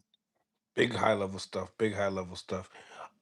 Freddie, thank you for the two piece. Who wins? De Los Santos versus Andy Cruz. Good fight. Can't tell you. Wouldn't know. Wouldn't know. Maybe I would favor Andy Cruz a little bit. I would favor Andy Cruz a little bit in that fight. I would favor Andy Cruz in that little fight. I think De Los Santos kind of winds up his punches and loads up and kind of give you an inclination when he's trying to punch. He's not as smooth as a boxer, as Andy Cruz. So I would favor Cruz in that fight. Freddie, thank you for the two piece. Omari looked like a guy that just want to finesse the fight. What do you think? Like I said, I wasn't impressed with Amari. He got the win, but I think he definitely could have. That guy was there to be hit, and I think his nuances. He should have been able to kind of look like similar what Zay did. Zay got a beautiful style. That guy was about the same type of level of a fighter. And he was there to be hit. What I'm saying, obviously you got the height, so he's coming over for the right hand. Probably nothing new to you, being that you've been fighting international competition, and he just needed to do a little bit better. He could have done a little bit better. Like I said, Zay looked really good, and that's what I was looking for in Amari. Right, right, 100%, 100%. Um, damn, they still no news on Tank, huh? Hey, the man is on a manhunt. They got him hunted down, and ain't no, I've had guys that's on the run. And, what I'm saying, looking over your shoulder ain't no way to be. And I don't know what it's going to take to settle his affairs, but at the same time, I hope that he get a bond. I don't even know why it's a manhunt for him like that. That's really ridiculous. Like, what I'm saying? He's not a murderer. Murderers get bond. You know what I mean? So if a murderer can get bond and he did nowhere near to a murder, what I'm saying? His celebrity shouldn't, what I'm saying, shouldn't warrant that he's all this and all that. I don't. Actually, it should have just kept him if it was going to be like that, because he got arrested on this stuff. So if he already got arrested, why are you putting a warrant out for him now? That don't make no sense. Didn't he get arrested for that already? So he didn't miss a court date. He's not running from the law from the court date. He didn't miss a court date. So why are you doing this to that man? That's kind of just don't make no sense. So, And they were saying that they also have high profile fight, like high profile celebrities or whatever. They normally do this for them as well. I don't. He's still a human being. He's still a person. No matter if he's a Right. high profile celebrity, he's still. This is supposed to be justice. It's supposed to be America. It's supposed to be a law system.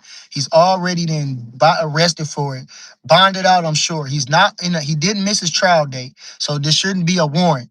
When you miss your trial date, then you have a warrant. So it shouldn't be nowhere they're looking for him. It should be a trial date and go to the trial.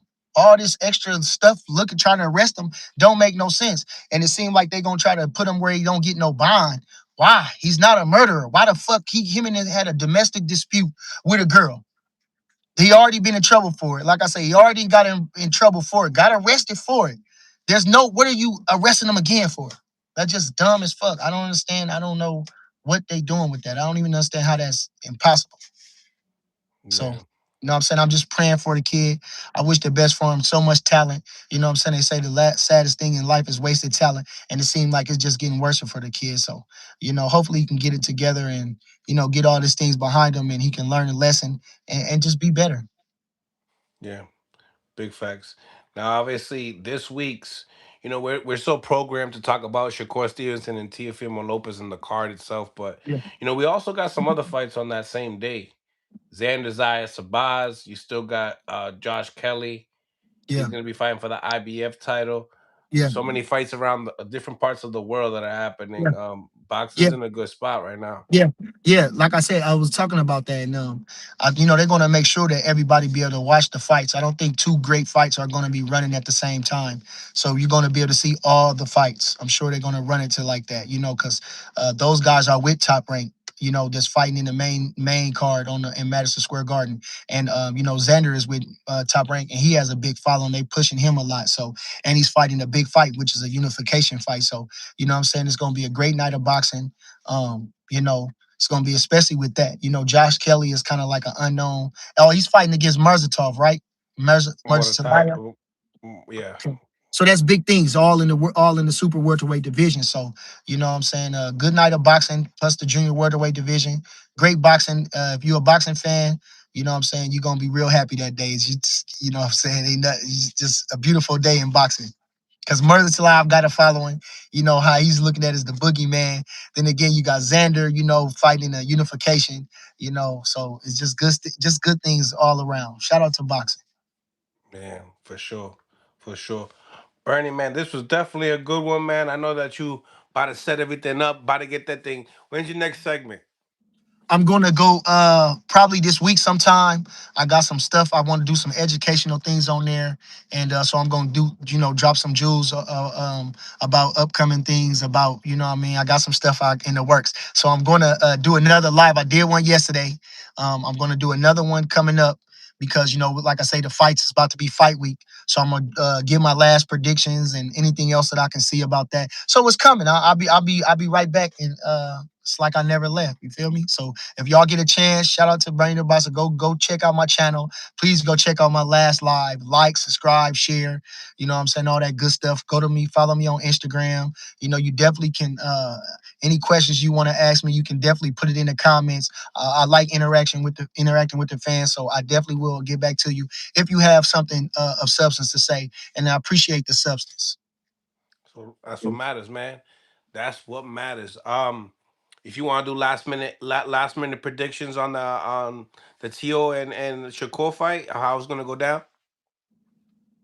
Oh, I mean, like I said, he's just a lot at stake.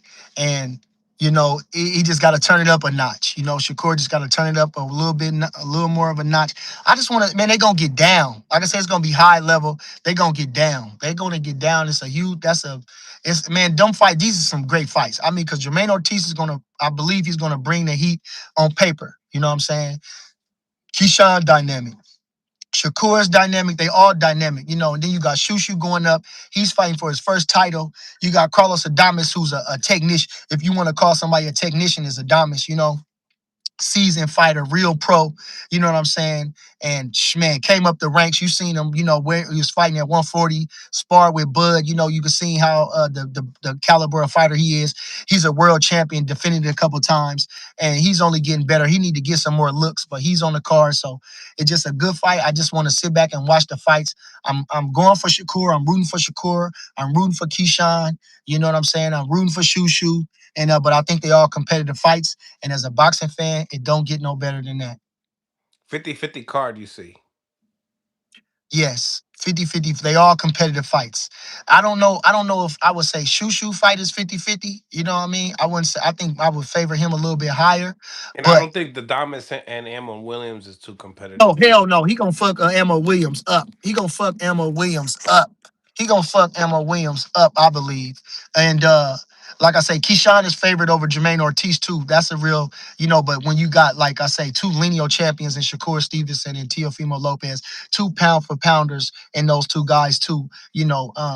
The guy, like I say, Teofimo has been in high level fights. You know what I'm saying? He's had lackluster performances, he had top notch performances, and Shakur has been steady, consistent and his performances. It's just gonna be for a great night of boxing, you know what I'm saying? But I'm rooting for the kid because like I say, I think he's gonna confuse Teofimo. He's gonna make him think, and when you have to think so much, that's mentally taxing on you as well, more so than physical. The mental, and I think that's what Bud Crawford's. That was his one of his great attributes. He makes you think and think and think. And if you when you're trying to concentrate, like in class or reading a book, you find yourself getting sleepy in there. You know what I'm saying? So I'm looking for the kid to be following him, and everybody going up that night in New York City. It's gonna be a great time for the young boys.